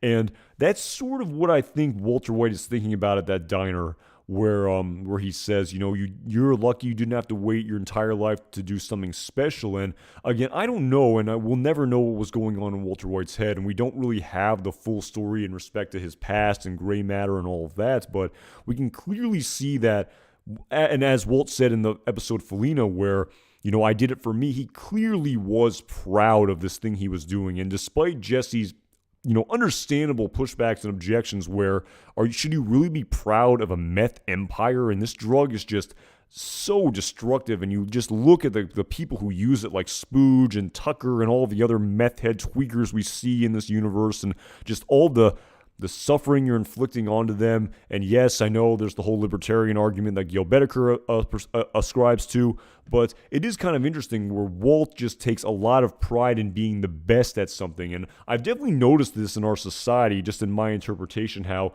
we really value people who are really, really good at one thing, I've noticed. And I feel like Walter White sort of subscribes to that notion where he wants to be the best at something. He takes pride in being the best meth cook in America, in the world, in creating this meth empire. He takes pride in that. In the same way, I suppose someone takes pride in being the best basketball player in the world, or something to that effect. I don't know if that's a one-to-one comparison or anything like that, but it is kind of interesting. I notice we definitely value people like that, and it's funny, we don't really value well-rounded people in society, unfortunately, I feel.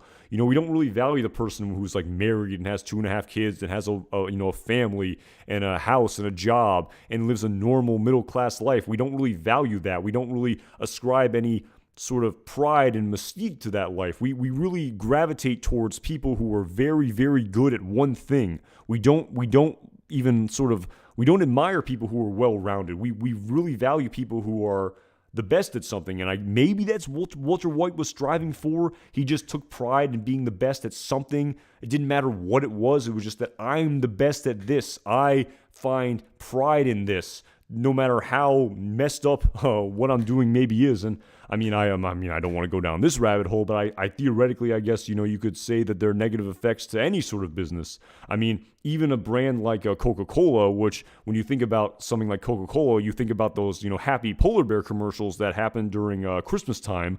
And it's such a brand of positivity, and you love their products, and you have such a good association with these delicious drinks. At the same time, there are documentaries out there that are saying that this is a sort of, in some respects, a not good company for its practices in places like South America and Central America, and their responsibility for spreading obesity and their business practices in those parts of the world. And I guess that's caffeine is a drug, methamphetamine is a drug. I'm really sort of going on a real tangent here and really sort of, going, trudging into a sort of philosophical minefield. But that's sort of what I think about that. I wondered why they put that dialogue in that film about how Walt's saying, this is something special, despite the fact that this is, illegal and this inflicts so much suffering. I still find it special. It still gives me meaning and me pride and me happiness, as twisted and messed up as that is, and how it cost him his family and all of the blood and sweat and tears that he took for this business. And again, I don't know if I have the right answer to any of this, but that's sort of where my mind went to in all of this when thinking about that scene in the diner in El Camino and why it was placed in that film. And of course, again, like I said, I could spend hours on that, and I feel like there's no right answer to any of it. It's philosophy. Again, I'm showing my propensity to absurdism with nothing is known, but the fact that nothing is known. But yes, it's a lot of interesting food for thoughts. And of course, following them on that last day, appearing to go to the diner, following the diner, despite Jesse looking much different than he looked in this episode when you sort of parallel the scenes side by side. We then see Jesse drop Walt off at the airport. And as he says in the movie El Camino, I promise you, no matter what happens, your family will get their share and what's coming to them. Jesse's saying, I'll be hearing from you, sort of taking a more positive approach and showing a propensity for positivity here, and not saying, this is the last time I'm ever going to see you because you're going to die from cancer. But we see Walter White, again, this parting shots when he's being dropped off at the airport, waiting for Skylar to pick him up, probably thinking about everything that transpired, maybe even thinking about this scene that happened here in El Camino that we now know that happened, thinking about all the lies that he's told to his family, thinking about all the decisions that he's made over the course of his life and over the course of Breaking Bad. If a picture says 1,000 words, we'll never know what's going through Walter White's mind here in this scene. But following this, of course, we then cut to the very final scene in this episode where, again, this episode very intentionally is a book ended by family. It's almost a family sandwich, if you will, for lack of a more literary, artistic metaphor, where this all the illicit activities are sandwiched in between two shots of the parting scene, the opening scene and parting scene of Walter White's family. And of course, we now see it's a week later, waiting to hear Walter White's scan results, and we learn that not only has the chemotherapy responded to Walter White's cancer, but and of course we learn that to be in remission, the tumor just has to not grow in size. Not only that, but we learn here in this scene that despite Walter White thinking that he was on death's door, how he was on the precipice of death, he had days, weeks to live maybe, we learn that the tumor has shrunk by 80%. A broad sweeping positive response to this chemotherapy treatment.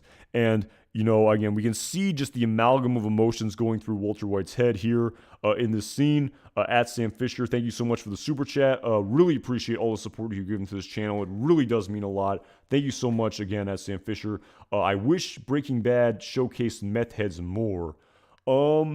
I mean, I see what you're saying. I feel like there's a decent fair amount of them. I mean, Spooge was pretty showcased in Peekaboo, and so was Tucker. But you have to remember, I mean, it's a really, I mean, it really, I really, I'm stumbling over my words here, but it was kind of funny. I've heard a little bit of, I think it was a DVD commentary of with Vince Gilligan, Dean Norris, Anna Gunn, I want to say Bryan Cranston, and they talked about how that they didn't feel like the show glorified methamphetamine use, and I definitely think that's true. It definitely doesn't glorify methamphetamine use. I mean, maybe with Jesse Pinkman, I mean, he looks way too pretty based on the amount of meth he smokes. It is rather ironic how Spooge looks like he does, but Jesse smokes a lot as well, and it doesn't seem to affect him at all. His teeth seem to be immune. I think he's an X-Men or something, and he has perfect teeth no matter what he does.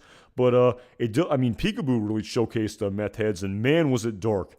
And it is kind of a very interesting tightrope you have to walk at Sam Fisher, where it can get really, really dark if you go down that rabbit hole. And I feel like it's necessary, but at the same time, I feel like if it's just, again, I'll be honest, as I said in my retrospective review of a Peekaboo, it is not my favorite episode to rewatch. I mean, it's a very powerful episode. There's a lot of themes present in it. It was very intellectually stimulating, as conceited as that sounds, to discuss it. But as I've said, I've only probably seen that episode maybe 2-3 times, at less than a handful of times. Unlike an episode like Better Call Saul or 4 Days Out, which are much more lighthearted. But I feel like it showcases meth heads a fair amount. I mean, I feel like it's pretty honest. I mean, other than Jesse, I feel like it shows them pretty honestly. I think about Tucker and his colleague in season 4 of Breaking Bad. I think about Spooge and his lady.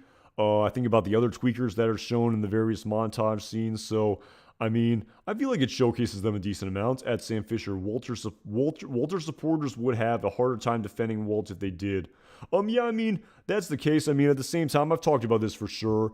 Yeah, I mean, at Hine, I almost forgot Wendy. That is for sure. I almost forgot Wendy at Hine. That is a good point that you make there. Definitely a meth user as well. Yeah, I mean, it's the sort of argument that Gail Bedecker makes, a libertarian argument, how, these people are going to use it anyway. Consenting adults can do what they want. I mean, but then again, I really feel like, I mean, if you're, I don't know if most people just know just how bad and how destructive a drug like methamphetamine is. Maybe some people are truly ignorant to just how destructive it is. I mean, if you just look at the before and after shots of people who use meth, it is just unbelievably terrible. At Earth Monkey, Yo just described also W. Thank you for subscribing. I appreciate that. What is up? At an interesting name, Earth Monkey. Yes, I mean, I feel like, I don't know. That is a good point though. The consenting adults argument that Gail Bedecker says, where and I know some people say that all drugs should be used, and I've talked about this in the past in some of my reviews about how people really want to have their cake and eat it too, where, clearly the war on drugs leads to a lot of illicit trade and syndicates and cartels butchering each other in the streets to sell these drugs. It leads to a lot of overdoses. But at the same time, if you legalized all that, yes, would you get rid of the illegal murders and the illegal murders, all murders are, I guess, I don't, but would you get rid of all the illicit activities and all of the murder that happens in the drug game? Yes, that probably would go down some, but I would imagine if you could buy things like heroin and methamphetamine and cocaine over the counter, you'd probably have much higher rates of overdose as well, by definition. So I really feel like people want to have their cake and eat it too. They wish that, all drugs were legal so criminals couldn't sell it, but then they also wish people wouldn't use them. But again, that's a very, very complicated subject matter. I actually discussed that in a previous video. I think I posted it as a sort of breakaway from one of my streams. So I've been down that rabbit hole before. Like I said, there's a Nobel Peace Prize with your name on it waiting for you if you can solve the drug crisis in America and the world. But it is a tough decision. It is not a tough decision. It is a tough task to handle for sure. At Hef, what's up, Anton? Haven't been here since the Better Call Saul days. Glad to see you're still at it. I appreciate it. Thanks for tuning in. Yeah, I really enjoy talking about this show. But yes, at Sam Fisher, I really appreciate the support. But of course, finally getting back here into this final scene, the sort of, how do I put this? The sort of, again, it's really sort of, It was the complete opposite of what Walter White was expecting. Of course, in the moment, his family is very excited. His doctor is very excited, saying, "You've bought yourself a lot of time. We have options now. Your tumor has shrunk by 80%.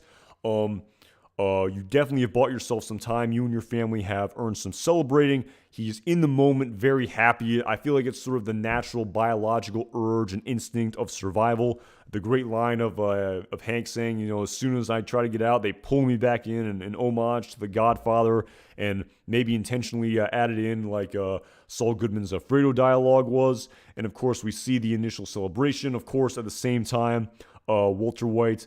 We learn about the radiation pneumonitis and about how Walt was coughing up blood. Of course, Dr. Delcavoy saying, "You should have told me about this right away. You can rupture and bleed to death. No more secrets, Walt." Skyler very taken aback by his not telling her this. And of course, the "no more secrets, Walt," very intentional piece of dialogue here. And of course, despite Walter White, him saying "no more secrets," Walt is going to continue to keep many secrets and continue to lie, as he has done over the course of these first 2 seasons. Quick side note, I definitely noticed that anytime Walter White wears a sweater, he's in a vulnerable state. That's a discussion for a different video.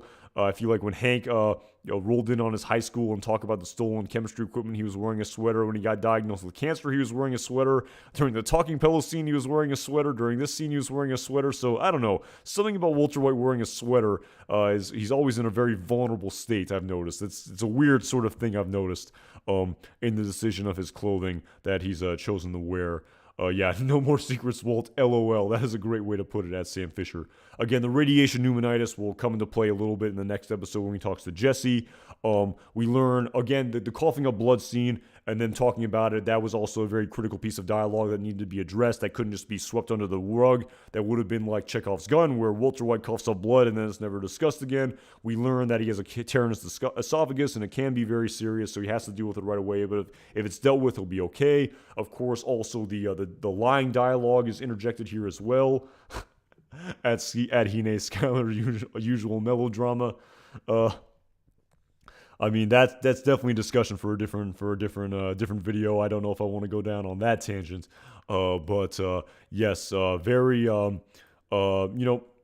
very interesting scene here. I mean, I feel like there's a better word than interesting, but very powerful scene here where you can see Skyler's foreshadowing come to fruition, where she says, "I think the news of the scan is going to be good. Maybe you need to prepare for that." And the grand irony is Walter White absolutely was not preparing for that. He was preparing to die. He was absolutely preparing to die here in this episode. He thought, this is it. This is going to be my final cook. I'm going to sell off this batch, and my family will get this money, and they'll never know about it, about my illicit activities. Again, I think this is very idealistic in his head. I mean, as Saul Goodman says himself, most people want to know how they suddenly got rich, and if Walter White dies and then $700K just somehow shows up on their front door, there are going to be a lot more questions than answers here.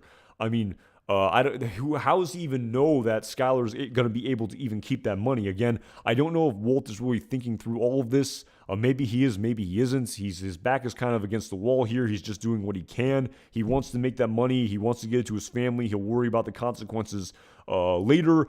Maybe I'll even be dead, and so I won't have to deal with those consequences. A lot of thoughts going through Walter White's mind. Like I've talked about again and again ad nauseum, we can't know what's going through the characters' minds unless it's outwardly, explicitly displayed to us. And of course, we then finally see this just unbelievable parting shot here in this episode. Here in this scene, we're following this news. Maybe after he sort of dealt with his esophagus here, we see Walter White composing himself in the bathroom, washing his face, just stooped over, just an amalgam of emotions going through his body here in the scene. If we only knew. And of course, following this, we then see him, compose himself here. Briefly look at the paper towel dispenser here. I think he gets a brief reflection here in his he gets a brief look at his reflection here in the sort of reflection in the paper towel dispenser, and we see this he takes it on the poor dryer paper towel dispenser at Justin Cruz. But yes, just unbelievably powerful scene that I'm going to close out this stream with here. But yes, I will definitely play this scene right here.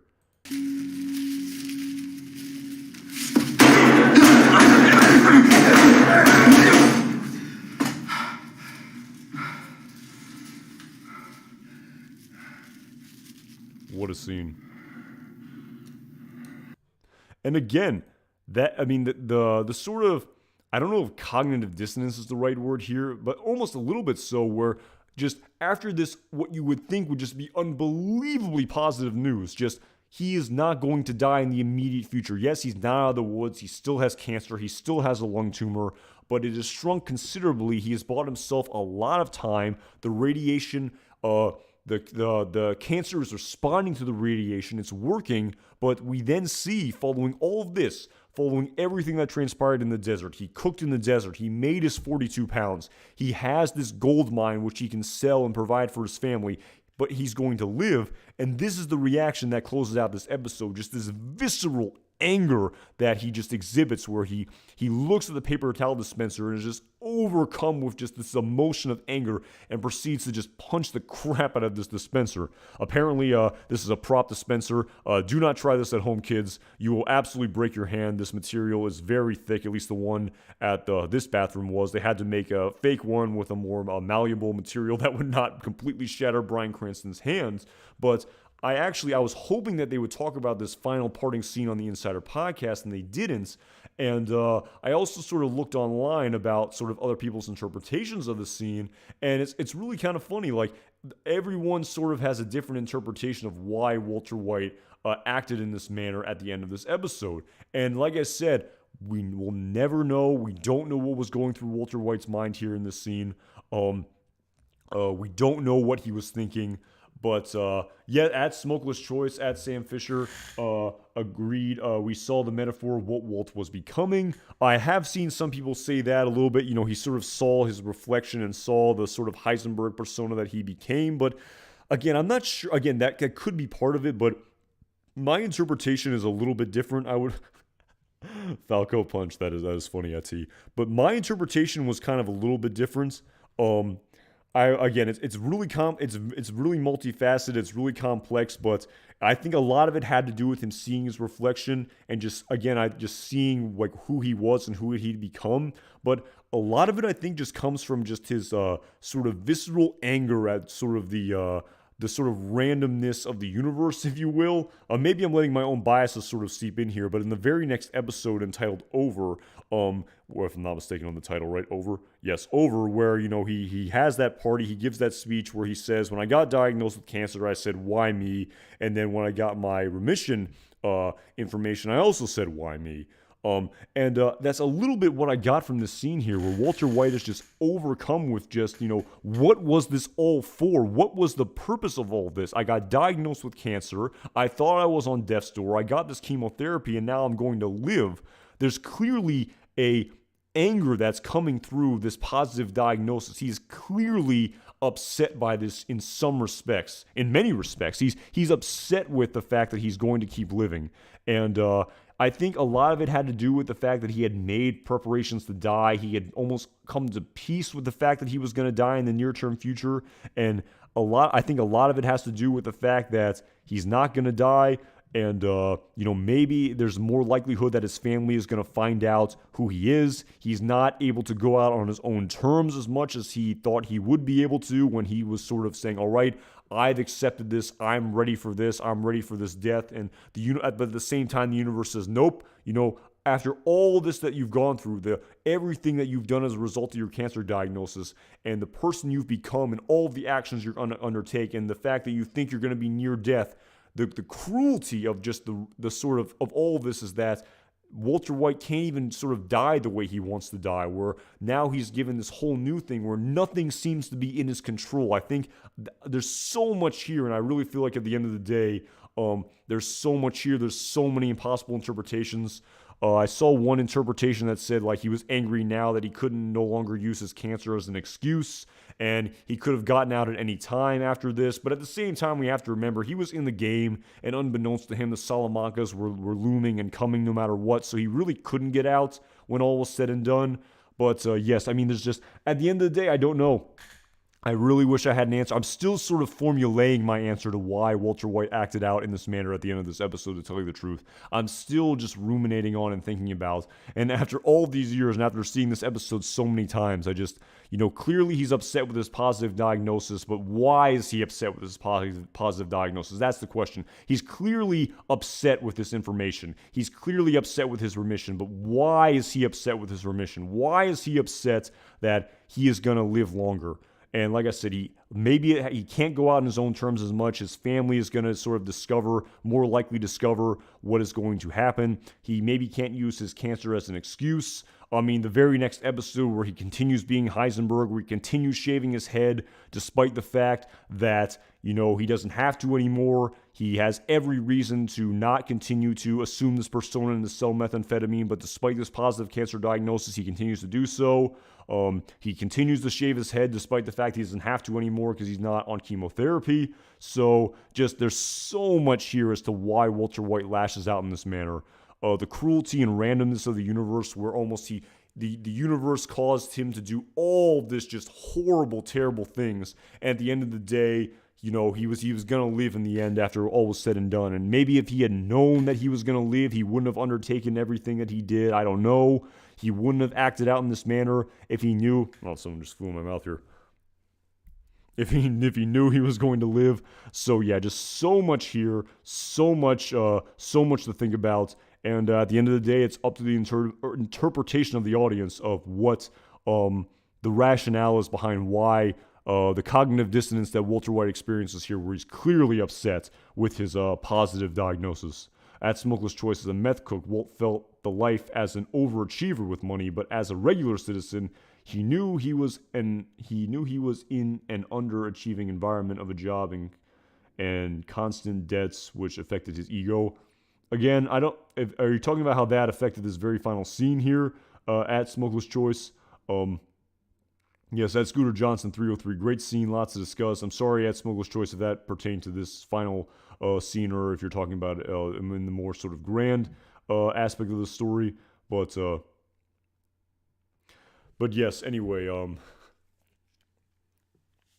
a rabbit anti-talus at John Doman. I hope that's a Seinfeld reference right there, or anti-dentite with Tim Watley, who Bryan Cranston played in Seinfeld. But yeah, like I said, this was an unbelievable episode.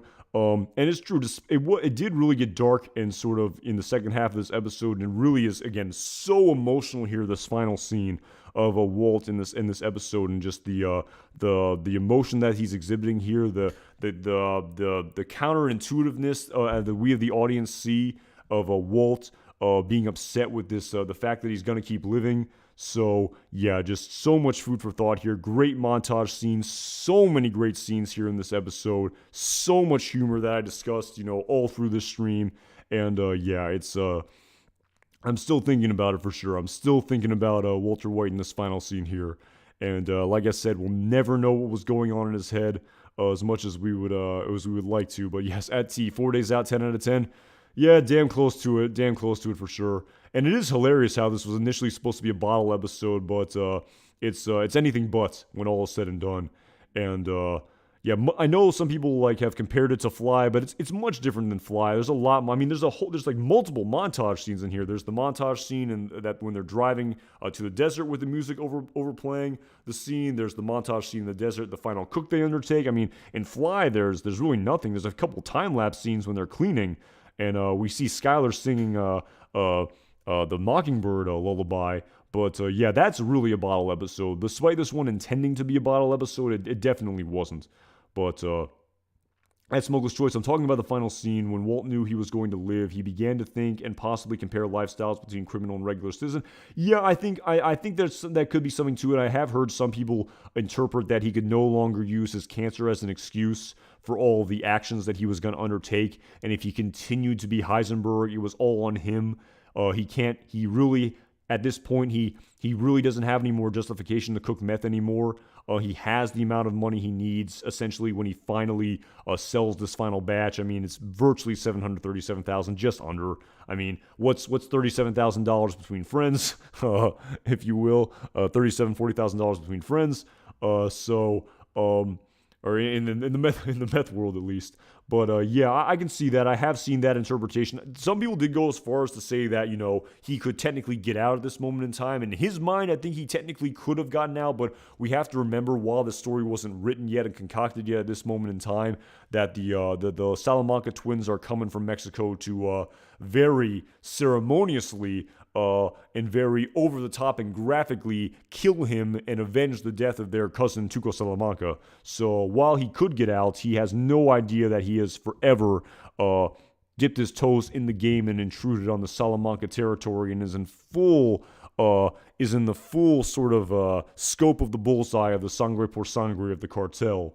So yes, at Joseph Wong, Tony Dalton and Patrick Fabian's performance were so great in Fly. Yes, that is a good point at Joseph Wong. He is, they definitely were in there, unless the bodies were moved, which I don't think so, because it really sort of undercuts the very just emotional gravity and intensity of that final scene. Yes, they were in that episode. Anytime, again, it's true, we haven't yet seen the Super Lab, and I haven't been really rewatching season 3 of Breaking Bad, because I've been focusing more on 1 and 2 right now. But yep, at Joseph Wong, that's a great point. How can you not watch any episode with the Super Lab and just think Lalo and Howard Hamlin are buried right there in the floor of the lab? They are forever there. So that's Sam Fisher. I took him into my... Well done, Sam Fisher. Well done. They played dead at Hine. There we go. That's too great at Hine. Appreciate the kind words at Hine. Thank you so much.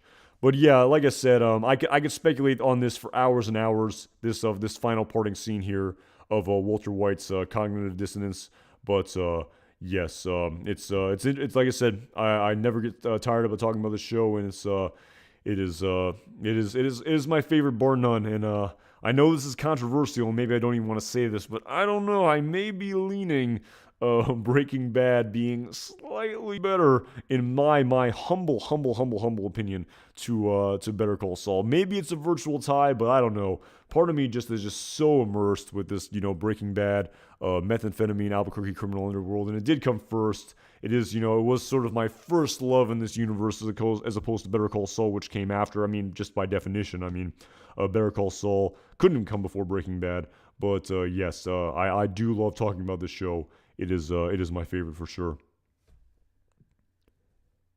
Yeah, I had discussed that as well. The two bodies were definitely the bodies of Gus Fring's henchmen. You wonder how deep they were buried and if they ever were found. They may have been. But again, that would probably be, maybe that would be APD, maybe that would be DEA, but they never did find. Maybe they didn't excavate the lab yet. Maybe they planned on doing it a little bit later to dig underneath it and sort of figure out what was under there. And maybe they were worried about the whole lab the whole laundry collapsing and the structural integrity. So that's why they weren't able to excavate earlier. Again, I'm not a city planner. Don't quote me on all of this, but yeah, that's definitely interesting. So at Scooter Jones 313, it depends on what you're currently watching. Yeah, I think that might be the right answer. Honestly, I think that might be the right answer, man.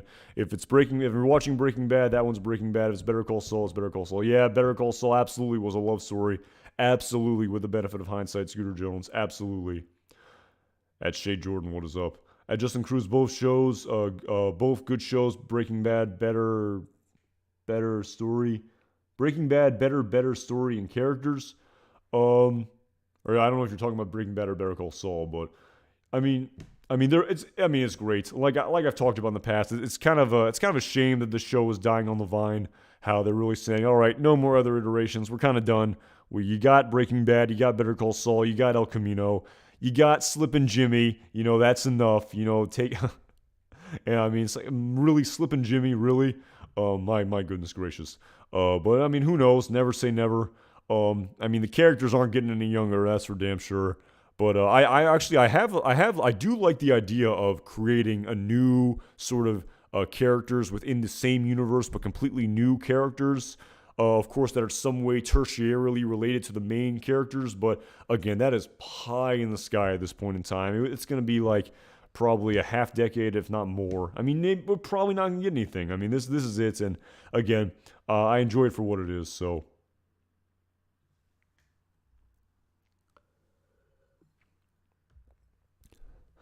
Ooh, but with all of that being said, I do think I'm going to have to wrap it up here. Like I said, really appreciate everyone for tuning in tonight and checking out this stream. Thank you so much for everyone who donated a super chat. I really appreciate all the support that's given to this channel. Really enjoyed interacting with the chat tonight. Like I said, I never get tired about talking about this show. I really appreciate everyone for tuning in on this Friday night. You could really watch anything out there in this entire universe on the internet, and you chose to watch this show. It really does.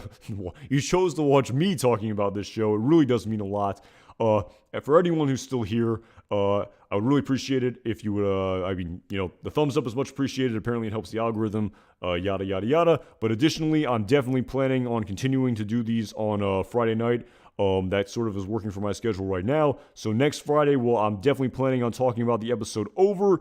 Unfortunately, definitely not as lighthearted of an episode as 4 Days Out and Better Call Saul. Over is definitely a much more emotionally intense episode. I don't even know if it's one of my favorite episodes. Definitely not doing the best job selling this next stream, but the scene there with Walter Jr. throwing up and the awkwardness between Hank and Walt. It's a tough episode to watch. That's a really tough scene to watch.